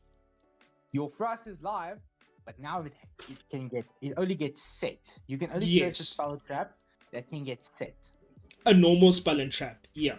which I is a heavy restriction, mhm, but it does make a difference. And no one has D barrier or any, unless you're playing lab. No one has like those we call them stacks cards. Those yeah. wall type of cards. It's only imperm. The only thing I can think of to set is imperm if you're not playing any of those other generic or normal spells and traps that are useful. The only thing would be imperm. Exactly, and Yeah. one imperm is not doing much. Even when I was playing the game, one imperm was not doing much for you. Especially if your Unless you- opponent knows Unless you're it's playing imperm. into like imperm column. But at that point, you know that's an imperm that's set. You will not play into imperm column Exactly. unless you're on them. Yeah. Facts. So it's a great example of a very powerful generic card, but with one or two lines of restriction, it makes you wonder if this card's even worth playing. People still Yeah. play it, but it's still good. Uh-huh. But it still has that restriction, meaning that if you draw it, they don't nib you, which nib isn't prevalent from what the videos I watch. It's not doing much because not a lot of, I think nib is the only hand trap that sticks on the board, the only creature hand trap that sticks on the board after use. Of under certain conditions. Yeah. So Because- I know like in modern time, you guys have that new labyrinth one that sets Yeah. a trap directly from the deck turn 0. Yeah. And that will work because tactics does work with that. It doesn't matter when it's activated, it just cares that there's a creature that activates effect this turn. Mm-hmm. And that is a big thing. Yeah. But there's a new combo with the furniture build. I know furniture build is not popular, but where you you activate nib. So you going second. You activate nib, and then if your opponent doesn't have a response, you chain one of the furniture, discarding nib. So your opponent doesn't get the token because the nib is not summoned. So you basically wipe your opponent's board because it's an if you do Yes. effect. So yeah. Oh, that's toxic. Yeah, Yeah. literally, like if you've I'll send you one of the links for these deck profiles. Like lab players are maining nub now because of that. So it's like, yeah, go against Vanadium before they make Baron. If they've gone through 5 summons, you just activate nib, you chain the furniture, discarding nib, so you've set your trap and you've wiped your opponent's board. And with Aureus now, it's even more busted because like if you have furniture, nib, Aureus, and maybe some other trap, like a welcome or something, your opponent has to scoop. I know that's a perfect hand, but I mean, your opponent has to scoop now. There's like no chance in them winning. So But yeah, that's the thing when it comes to situations like the perfect hand. yeah, It will happen. yes, You cannot in any TCG expect the perfect hand to never exist because it will. yeah, Especially in decks that are designed to turbo it out. yes, In Magic we have the mulligan, Mhm. which does help. It does get you to certain cards quick. Robbie, I don't know what One Piece and Digimon have. I suspect more or less the same thing. One Piece has mulligan as well. Yeah, we also have a mulligan for both of them. It's exactly the same. If you don't like your hand, send it back. Draw another. Shuffle the deck. Draw another 5. Yeah. Exactly. So in the other TCGs, you are more likely to see your perfect hand, which means you are in the other TCGs you are always likely to have it. In Yu-Gi-Oh, you have one hand.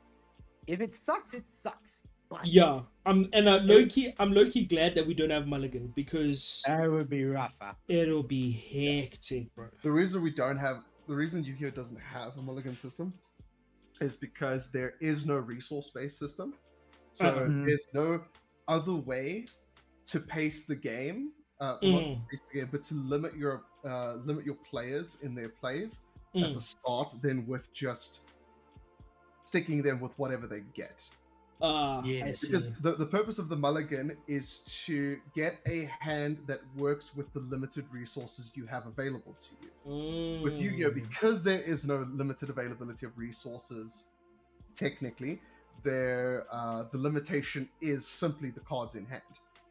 So by forcing you to stick with what you have, that is how they limited you. In Digimon, I'm limited by my gauge, how much memory I can spend on my first turn, which is basically one play. I make one play because the gauge starts at 0 the minute it passes 0 it's your opponent's turn. So in Digimon, my limitation is I have one play for my first turn. Yeah. I have to have a good play for my first turn, so I'm allowed one mulligan to find that good play. In Magic, because you've got the land system, you have to, and because the lands are a part of the deck, it's to ensure that you have both resources and plays available to you. And also in Cardfight Vanguard, we also had a mulligan because we had the level up system. Your main creature had to level up, and the creatures supporting it could only be the summoned creatures around it could only be its level or lower. So you needed a hand of levels that could assist you. Because at turn 1, you're going to level up to level 1. If you only have level 3s in hand, you can't play literally anything whatsoever. So you needed something.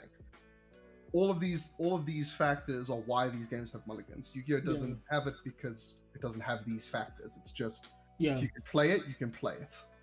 And that in itself is an issue unto why it's gotten so out of hand so quickly. Yeah, because I know Pokemon's like that as well, where you can't, like, if you a part of the main deck, so you have to find energy, and also your Pokemon in the main deck, so you have to find your starter.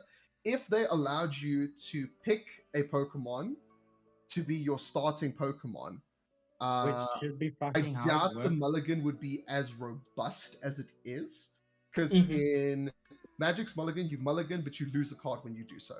In Pokemon, you mulligan your 7, but you draw 7. How Pokemon balances is every time you have to do that, your opponent gets a free card on their first turn. But you kind of have to find a Pokemon to start with, so it's kind of mandatory to have a mulligan in Pokemon's case. Yeah, it's been rough. I've been playing a bit of Pokemon and oh my gosh, like not getting. There's a purpose. Every game that has a mulligan, there's a purpose. Yeah. In Yu-Gi-Oh, there would be no purpose in the mulligan aside from trying to get the God Hand. Yeah. Everyone would just be yelling the entire time. Oh wow. Yeah, everyone would just be looking for that explosive first hand to be like, you're not playing this game. All. But yeah, regarding the where did this conversation come from? No, we're talking about the way that I even forgot. I can't remember how the conversation started. We're talking about the specific, like, the ban list and the way. Yes, there it is. The generic cards, like the Jacques way. was pointing out that the ban list is used as a marketing tool.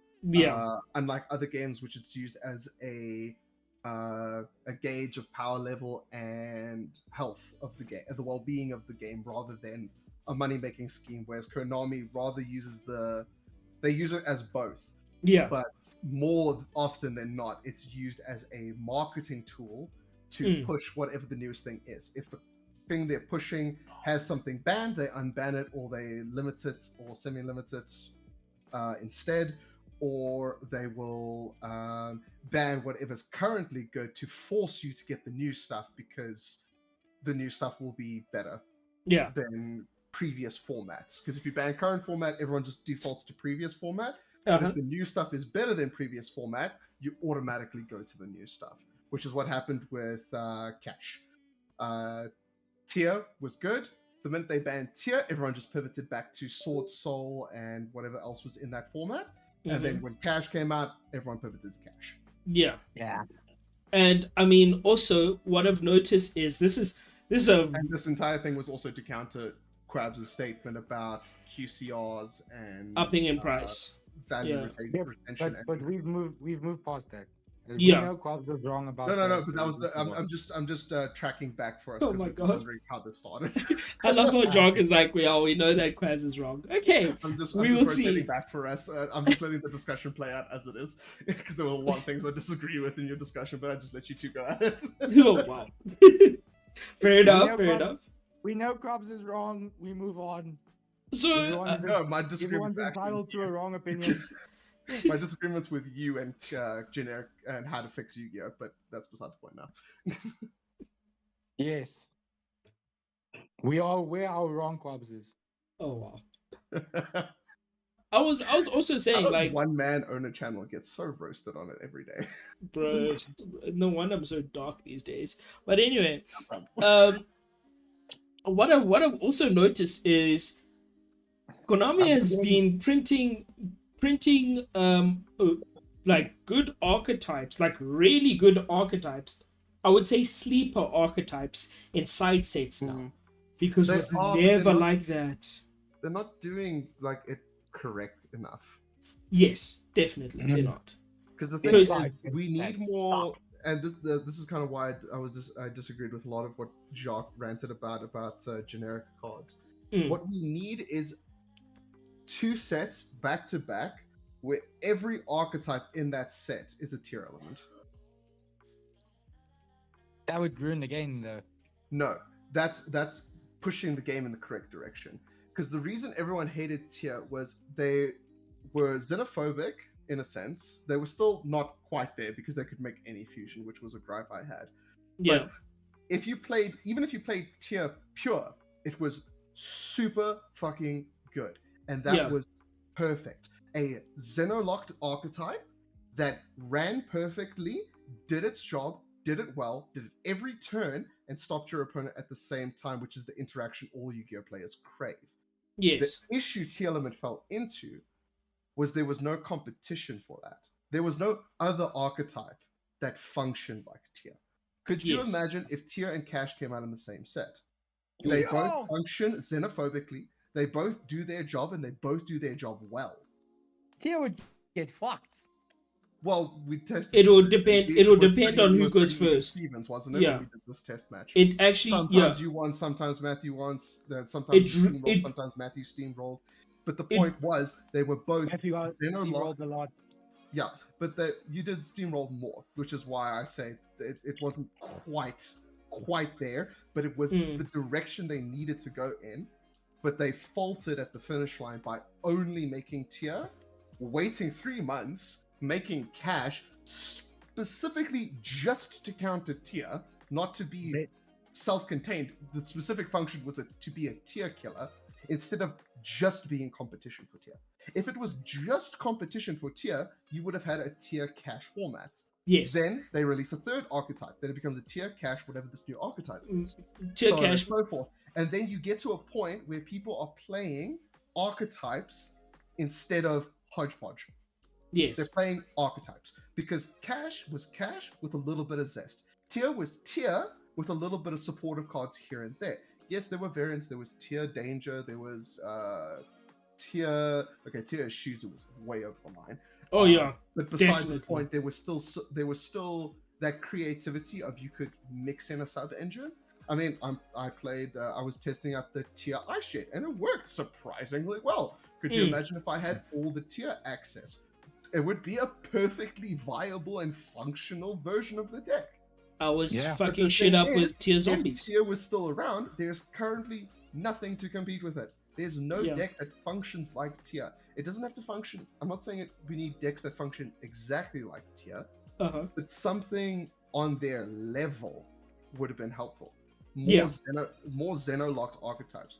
Because the thing you were pitching in your discussion now with Quabs was you're doing what you were suggesting what Konami's already doing. They're band-aid fixing. They're making good cards to counter already good cards.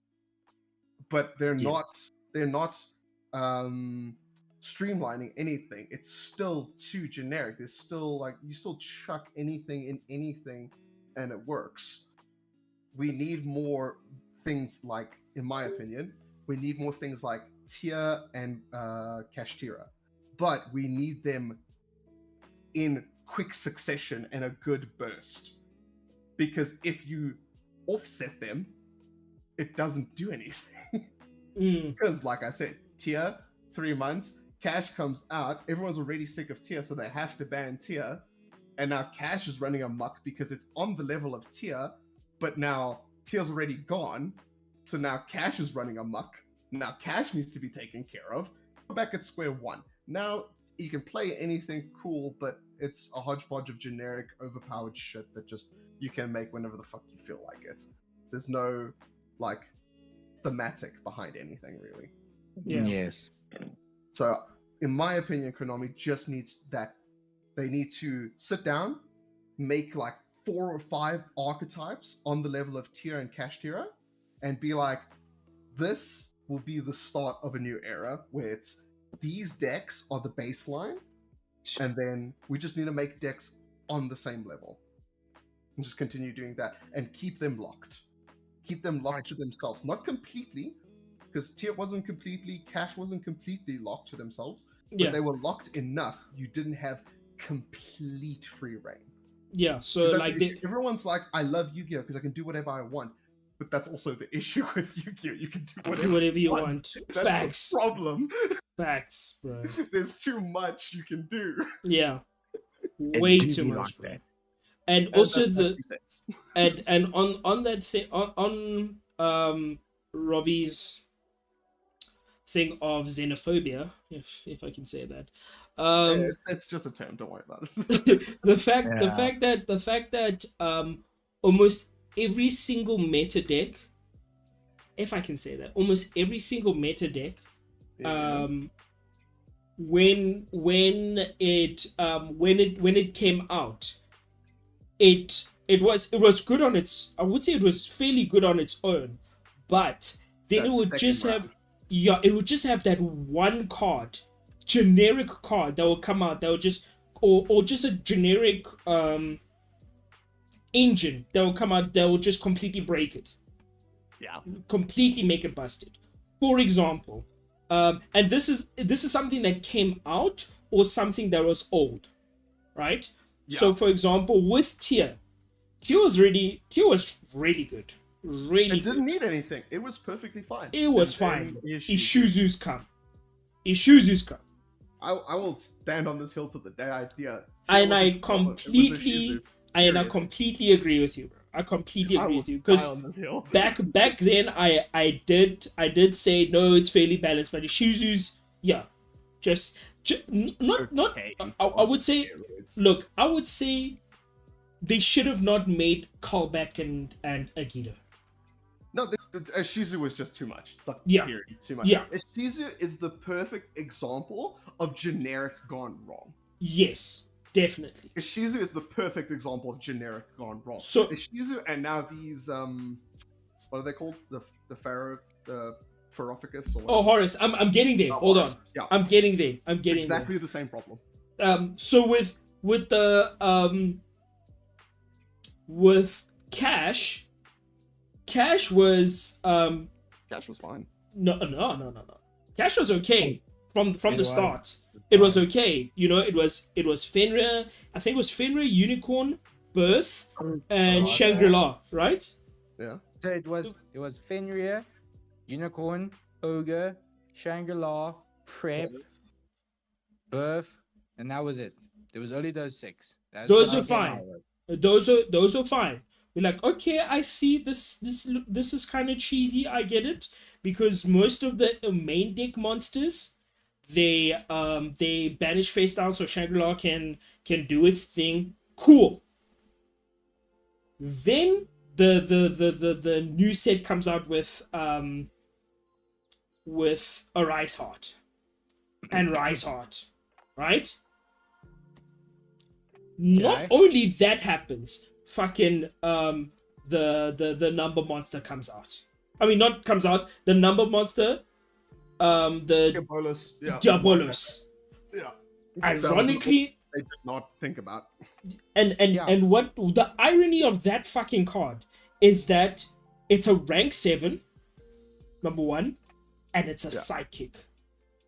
The fucking irony, bro. The irony. But you see, that's a situation where it's perfectly fine. That I still think was fine. All that needed to happen there was, oh shit, we didn't think about this old card. That's fine. Next ban list, just ban it. And you would. Solved. The thing is, you would think that Konami would do that because of the fact they that wouldn't do that because of what, like Jacques said, they don't use the ban list for game health. Facts, and I agree.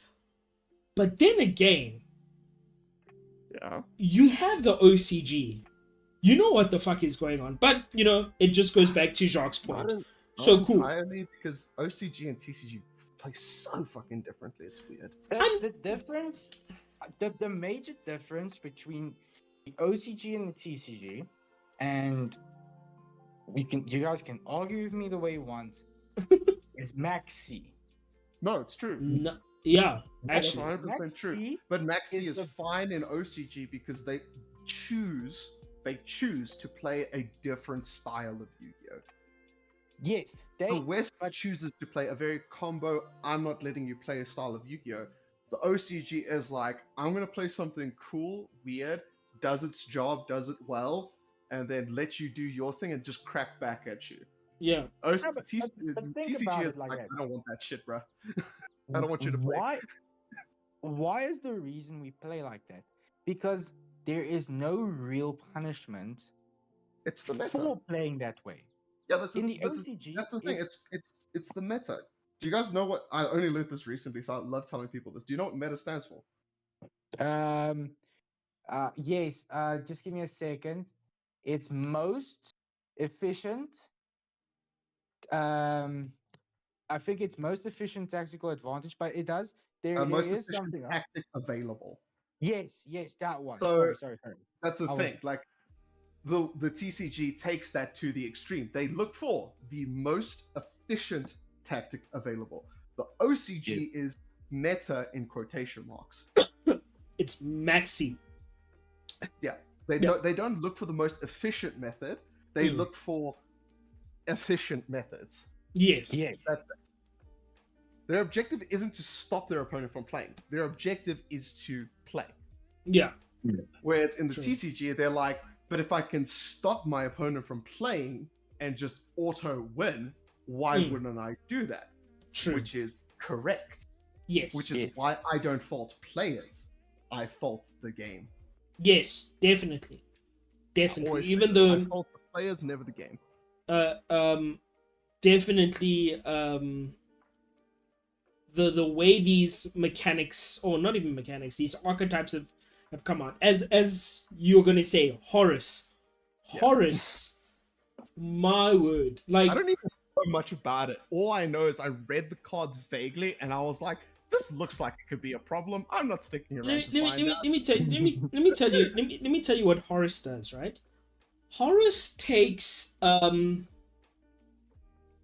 just picture shit. This is how fucked it is. Picture oof. Struggling on the analogy there, hey guys. Dude, no, it is so bad. Just picture Cash and Ishizu's having a baby. Mm. That's and then Damn. mingling with a bit of tear. I'll tell you. This is how it works. It's all around. It's all surrounded by the gold sarcophagus, which is the continuous spell, right? Yeah, The Pharaoh sarcophagus? um, yeah, I think it's a Ferris. Yeah, Yeah, it's like gold sarcophagus. sock. Gold Oh, sock, sorry. I forgot.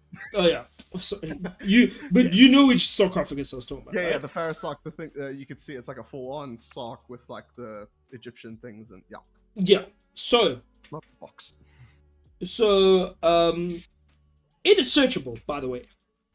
By each of the Horus cards, yes. Just one of them. Oh, just one of them. I know you Yeah. discard to search, that's all I know. Yes, you discard to search. It's Msedi, yeah. Okay, I can. Okay, now that I've heard this, I can translate it for the viewers. Oof. Cover it. Buckle up, boys and girls. Yeah, no, this is yeah. So imagine, right? You're sitting on a beach. You're just sitting on a beach. Nothing's going wrong. You're enjoying some company time with the person next to you, either your gay lover, your dog, Jesus the Christ. one part, that one guy cleaning up the trash that's absolutely fucking wasted and doesn't even know why he's doing this for a living. And you're just chilling there, looking at the beach, and then all of a sudden you get a message alert on your phone, right? Message alert saying that beach you're at now belongs to a nudist colony. Not even. You don't even And get a then- notification, bro. They just show up. They just show up. Exactly. Now you're seeing old grandpa fart, dick and balls, that gilf titties. That's all you're seeing, because it's only Yeah. old people that do that shit. I've never seen a young Yeah. person attend a nudist colony or anything like that. Fucking Yeah, JFK it's era. it's bad. Like, and the thing is, Peace No, and love, now the sarcophagus, right? King sarcophagus is searchable. Cool. Continuous it is. spell. Continuous spell. This fucking card, gold sarcophagus, is it is what is it? You can see him. It's right there. Yeah. That's I just had to see if it was 3 or 4 times. No, not even that. You can only use the effect of King Sarcophagus up to 4 times per turn. Oh no. Up to Only 4 times per 4? turn. Oh, I think there's more than 4 Horus cards, right? No, there's only 4. Yeah. 4 Horus cards. Cool. There's the baboon, the chick with the wings. Mm-hmm. Amnesty. The other chickie, let me check. And the chickie. Blessing. That's tricky. What? Queef, whatever. Yeah, whatever. That one, right? All 4 of those, they have it's not an effect, it's a summoning condition. If King Sarcophagus is on the field, you can special summon this monster from the grave. Of course. It's not effect to special. You just special. And you can, the only restriction is you can only special summon this once, like this. Oh no. Cool. Oh no. Bro. Oh no, my dick and balls. Bro, it is gross. And this is just a summoning condition. Then each of them have a condition in response to, I think it's in response to an activation of a specific card or some sort of interaction, which lets you draw cards, which lets you send cards to a graveyard. I think I haven't gone deep into this Horus archetype, right? But literally, it has that summoning. It has the what was I gonna say now? The Ishizu like thing where you sending shit to graveyard. Number 1. Yeah. It has a summoning condition like Cash Terror. Number 2. Number 3, it's big bodies, bro. Like Cash. Huge bodies. These are all 3K. It just sounds like my catchphrase from States last year. Dude, It just sounds toxic. it's just so bad, bro. And the thing is, these cards are even better now because of the fact that people aren't worrying about cash, right now. People aren't worrying. Age, what do you want it to do? No, I'm just saying, like, they're not worried about a rise heart. Yeah, what's it supposed to do now? Like, it is so Rise bad. is banned, bro. And here's another That's the only thing, right? It's just Arise band and semi-limited is unicorn. oh no, semi-limited. Oh, no. Yeah. So and then another We thing only have 5 is copies of unicorn now. Oh, no. so another thing that people are doing is doing the Ken and Jen combo. It's not as like crazy as you know the Horus, but the fact that Oh god, and then Dear Bellstar as well. That's also just Dude. craving its second round to just make it fucking yeah, horrible. it's just nuts. But Ken and Jen and Ken, the fact that it's either Ken or Jen. Yeah, Jen summons Ken to the field, and then Ken's mandatory effect is you make your opponent discard 1 card, draw 2. So that makes Tactics live. Your opponent hasn't done anything. These are commons, guys. Welcome to Yu-Gi-Oh! Yeah. And then there's Dear Ballstar. Also, Also- that bitch. Also, bro. Okay, I need a recap. What does Dear Bolt? It's one of the cards. No. Okay, Dear Ballstar, Free right? body and free cards, basically. Just So a so shield so it's a free body, right? Free discard if you like you discard for cost, or you send a card for cost. Send from hand of field to graveyard to special summon this card, right? Deal Ballstar. And Okay. you can search for you can set a sinful spoils from your deck, so you can't ash it. You can Veiler or Imperm, right? Can't ash it. Then I think it is Too shocked for a second that you sound like Nat. during your opponent's turn, if this card from its owner's hand or field, if it's sent from hand or field to the graveyard, you can send 1 card from your hand or graveyard, and if you do, special summon this card. Cool, whatever, right? The Ballstar is just a free body. It's the spell cards that is associated with Sinful Spoils. So, original Sinful Spoils, send 1 face-up card you control to the graveyard, special summon 1 fire monster from your hand or deck. You can 1 fire monster. What's popping right now? Ash. No, fire hydrants. That's literally it's literally fire hydrant spam. It's literally the rescue ace in special summon the rescue ace, because fire hydrant is the card you want. So Deal Ballstar searches for Snake Eye. Snake Eye gets you your hydrant. It specials the hydrant, and the hydrant on special or normal searches. Searches. Done. Sorted. And that's Literally. all without committing your normal. Exactly. You have not normal yet. Not gonna lie, this fucking combo sounds fire. I knew you was gonna say shit like that, bro. I approve of I this. knew, bro. And then the other one, I'm this not giving this combo any shit. It fucking sounds lit. wow. No, There it he is. goes. No, It is. It's gross, It does bro. everything it needs to do. Even the other spell card, the Sinful Seeker, Wanted, Seeker of Sinful Spoils, add 1. It's a quick play. Add 1 monster or Deal Ballstar monster, and I'm worried about this. Deal Ballstar monster. And there's only one. There's current. only one. Deal That's what I'm Ballstar saying. monster. He's craving that second round of get fucked support. Yeah. From your deck but to then again, that could just be to. It might not be another Dear Bellstar. That might just be to cycle through all your Dear Bellstars.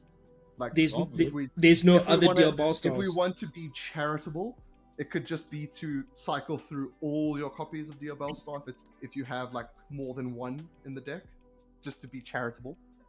But they could have just said search for 1 Deal Ballstar, the Black Wedge. True. Question: is Dear Ballstar like part of the lore? Yes, it's a part of no, the no. Snake Eye lure. Yeah. There's fucking gig support, bro. Yeah, so it could have just stuck with Snake Eye support, but no, Deal Ballstar monster. That's what I'm worried about. Yeah. But anyway, Because you see, Um, flat on its face, this actually is pretty chill. This is pretty tame. I actually yeah, do not mind this too much. yeah, I actually thought it was worse from what I was hearing people say about it. That's Mm. actually pretty okay. That is fine. And that's as All right. far as supplementary engines should go. I rate this as a solid, only losing 20% of the play base. Yeah, it's pretty okay. But like we but say, it's that second round of support that is always where the nail goes through the coffin. not only that, it's the fact that the original Sinful Spores that let you summon one level fire monster from your hand or deck, it's very generic. Yeah, it's any fire, yeah. It's very But generic. but again, that's fine. Like the thing is, I'm not saying there's not allowed to be generic stuff. I'm not saying that because that is True. half the fun of it. Yeah. Like for example, Danger Archetype. Oh, Really yeah. cool, really fun. I actually like it. It's super chill. Hmm. But when it comes to like a full-fledged archetype, it should be by itself. Should not be searching whatever the fuck it wants. Agreed. Which I is mean- which is why Cash and Tier were fine to me. The only time they dipped into other shit was extra deck stuff, Yeah. which is fine to. I say that reluctantly because only to a certain degree. Yeah. Because super strong extra deck monsters should be Xeno locked. Yes, agreed. Yes. Yes, Access definitely. code. Yes. Appaloosa. Like- A Rise Heart, Yeah. overpowered fucking thing. Because it can be generic. Yes.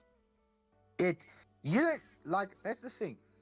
You can either make it with like 3 level 7s, get what Gate Guardian did when fucking Gate Guardian was like halfway meta for 1 week. 1 week, yeah.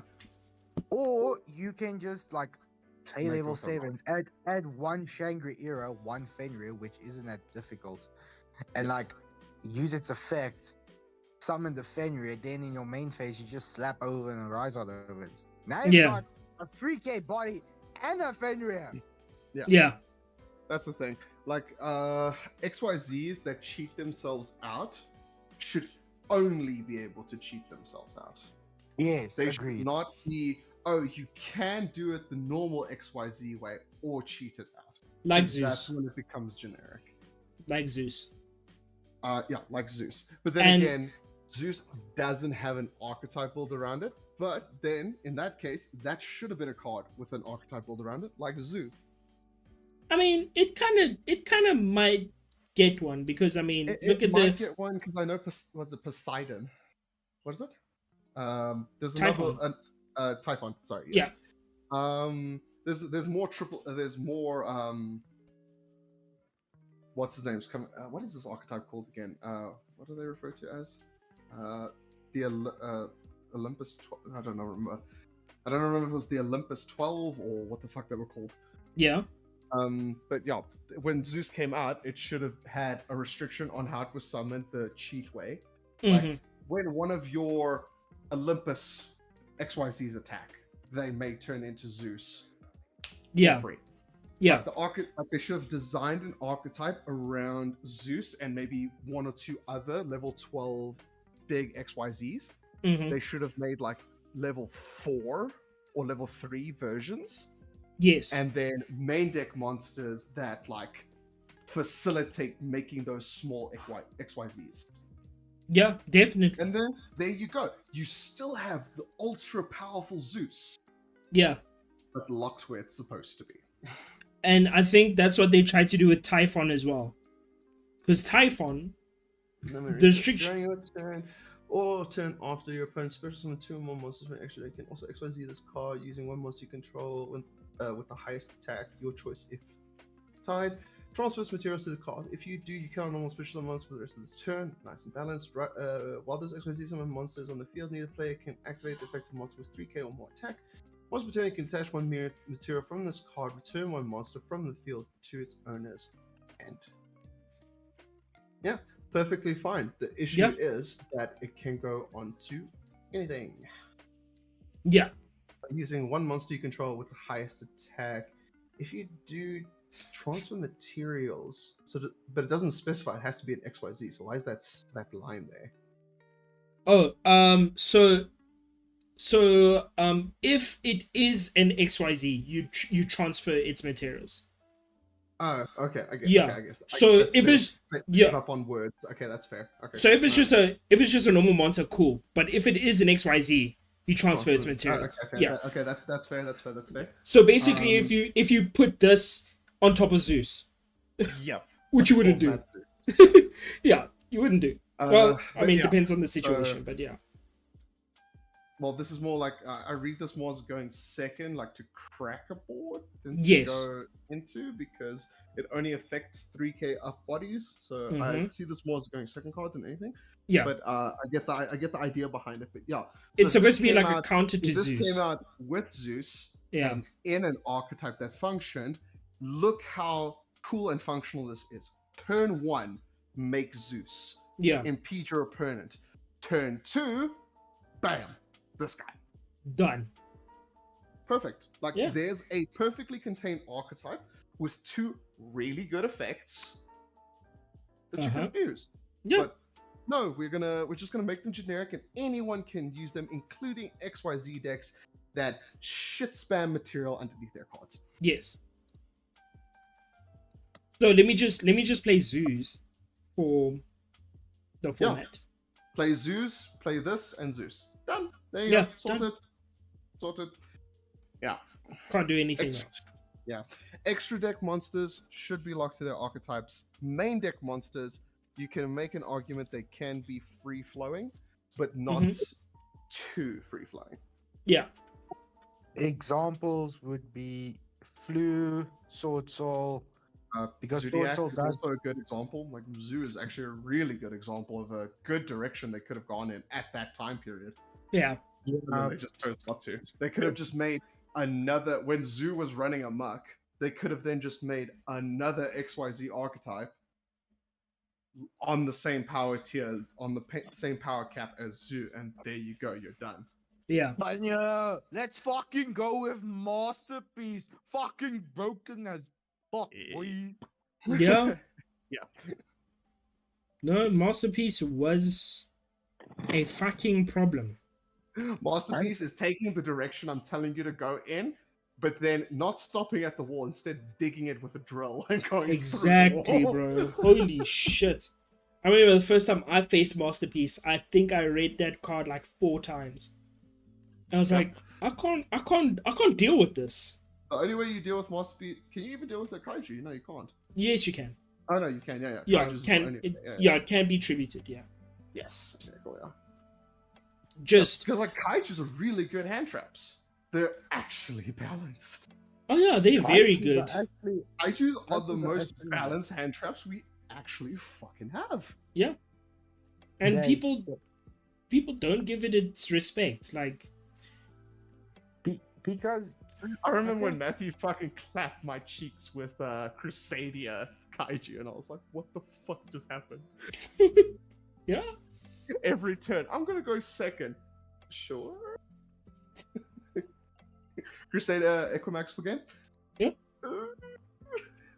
yeah, Alright, you two. I'll go first this time because I'm a new Yu-Gi-Oh player and going first is supposed to be the good thing. Make my board. Alright, cool. Equimax for game? Yeah. Sat there crying. I was like, Yeah. why? I think I was playing PK even, so I was like, my only play is to make fucking Requiem. Mm. There's nothing else for me to do. Kaiju Requiem, cool.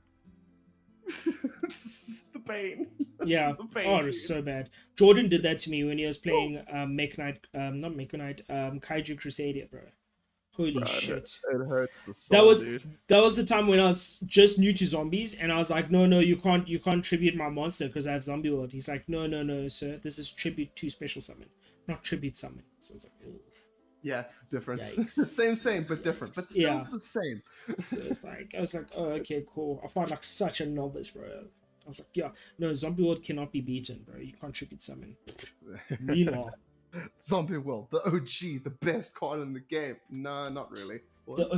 OG floodgates, like back then.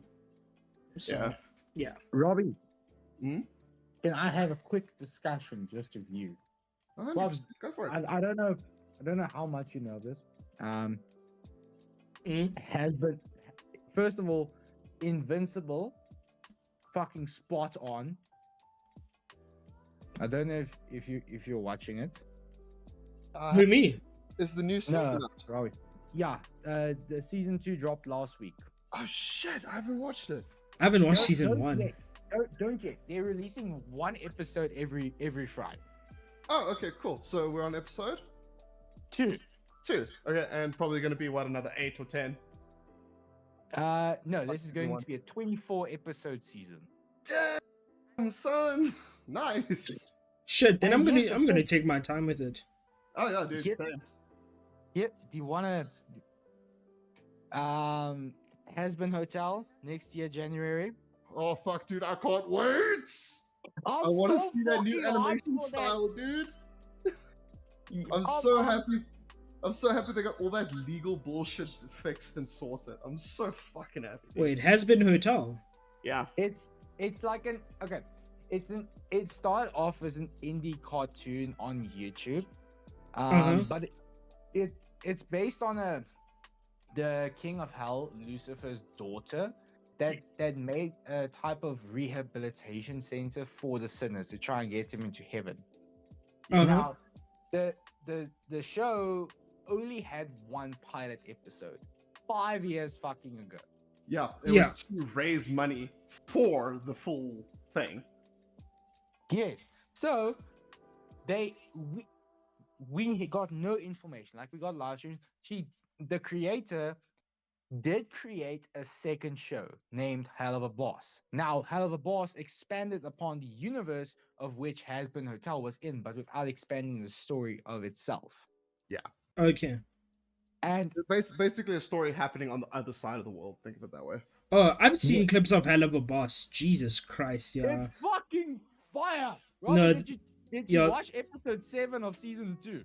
No, I've seen clips. Like I've watched the Queen Bee soundtrack and stuff, but I haven't. No. That's something else. You're thinking of season 1, episode 8, the one where there was legal issues With with Kesha, yeah. yes. So, see, how much of season 2 have you watched? I don't know, dude. It's been a minute. I probably haven't watched it then. Okay, so I remember is season 2 where Solus's daughter and Luna have like a thing. that's episode 2. Yes. Okay, then I might have watched like some of it, but not all of it. Okay, so after that, Stolas gets abducted by Stryker, gets seriously injured, goes to the hospital. Blitz gets a fucking realization of life and starts loving him, even messaging him first. We get a better explanation about Osmodius and Fizzaroli, about cool. their fucking shit. And then eventually, like, Osmodius comes out to the world in front of Mammon and says, nah, he loves Fizz.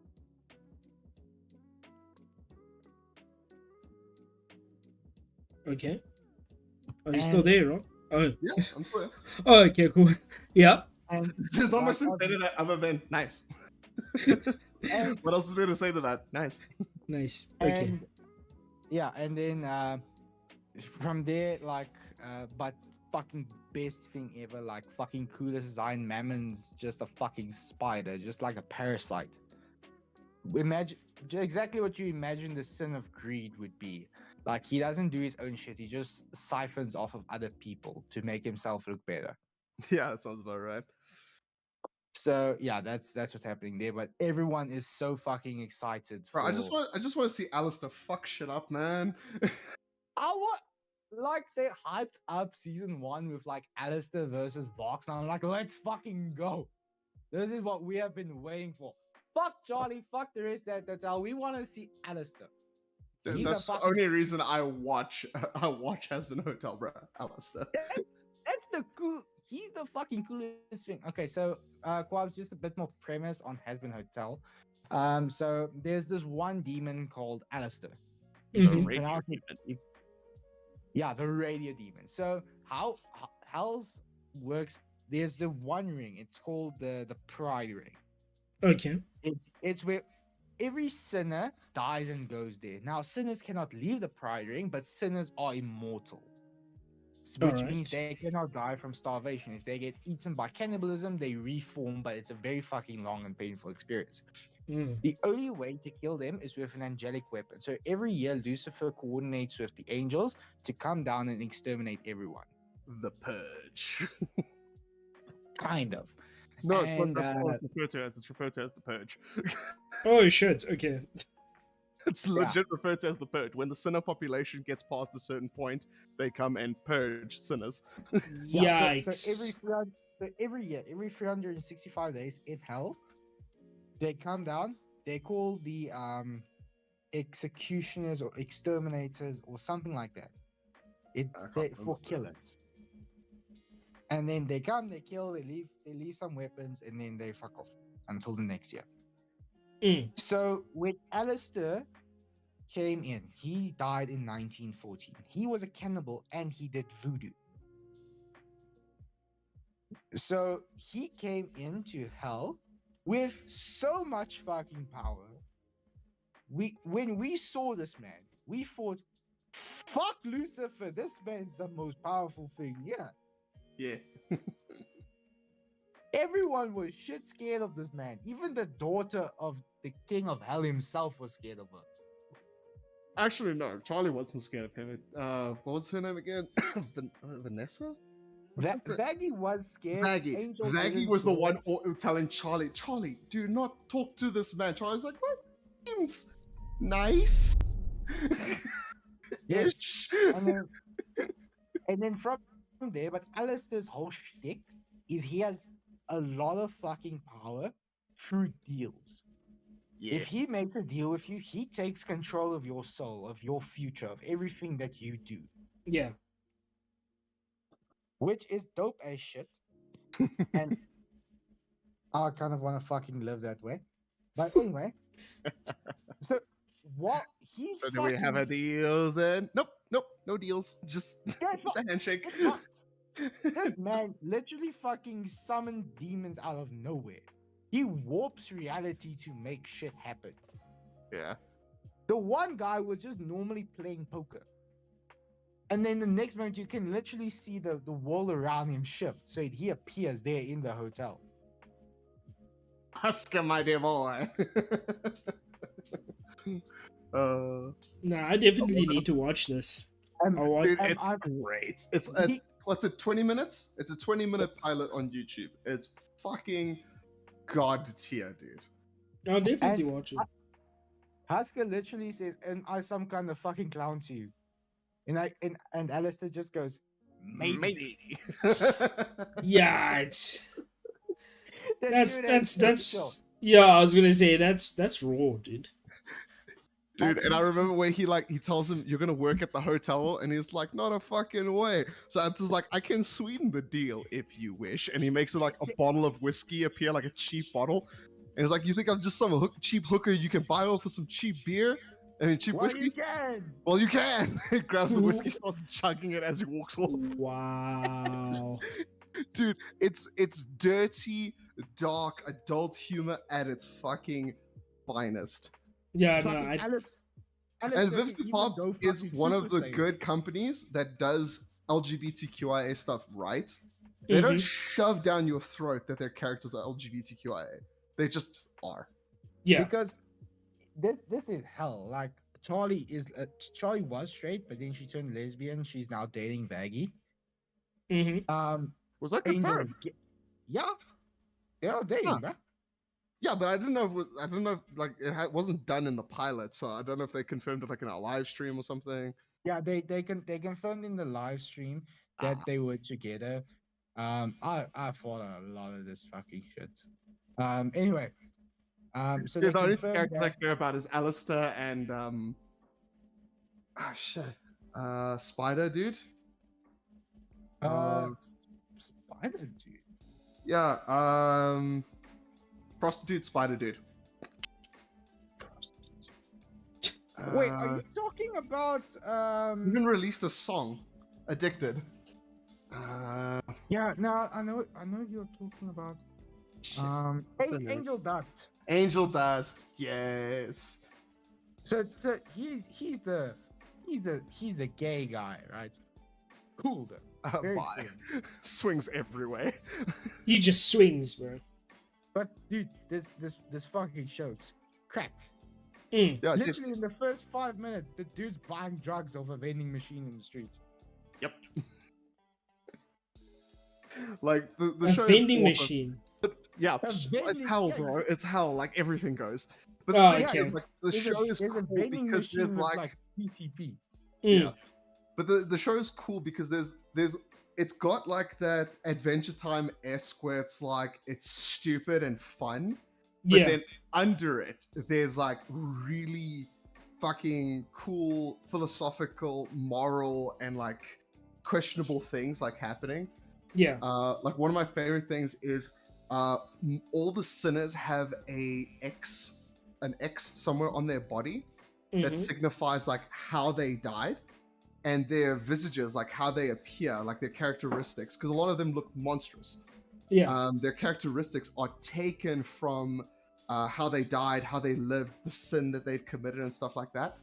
So, like Angel Dust, for instance, is a spider. Okay. Don't quote me on this. I might be misremembering his lore a little bit, but if I'm not Okay. mistaken, so the reason he's a spider is because he was the son of a mafia boss. Yes. And Okay. the way he died was he OD'd. So his X is not outside his body; it's in his stomach to signify the OD. Uh-huh. And the reason he's a spider is because the spider was the insignia of his family. Oh, okay, that's deep. There's like so many cool like nuances to the characters and their stories and shit like that. It's fucking awesome, dude. Yeah. Also, one thing about the sinners, each of them have their own like personal gripe with themselves. So even though Angel is a prostitute, he hates his feet. Yeah, that's, I'm not even that's talking canon shit here. lore. The dude fucking hates his feet. That's weird. It is weird. All of them have it, and like Robbie is saying, There's the like way weird and there's die- cool. Like it's got to be silly because it's a comedy, but like there's also Yeah. like those. If you pay attention enough and like try and ignore the comedy, you will notice like these cool and interesting things about the characters. Yeah.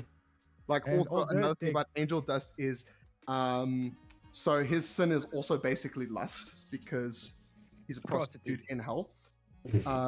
Because one of I think also one of the reasons he OD'd is because he was ostracized by his family because he was gay. Oh, So that's I why see. he OD'd. Yeah. But the thing is, he doesn't actually like the fact that he's a druggie and lustful, because Mhm. in one of the songs they released, it was a music video they animated called "Addicted." It shows him with his girlfriend. I don't know if it's confirmed that Cherry Bomb's his girlfriend or not. Nah, they're just friends. They're just really close friends. Okay, cool. It shows him like lamenting like his life, like he doesn't actually enjoy the life that he has, Mhm. which is why he's the first person in the hotel, because he actually does have that like spark of redemption, because he doesn't actually like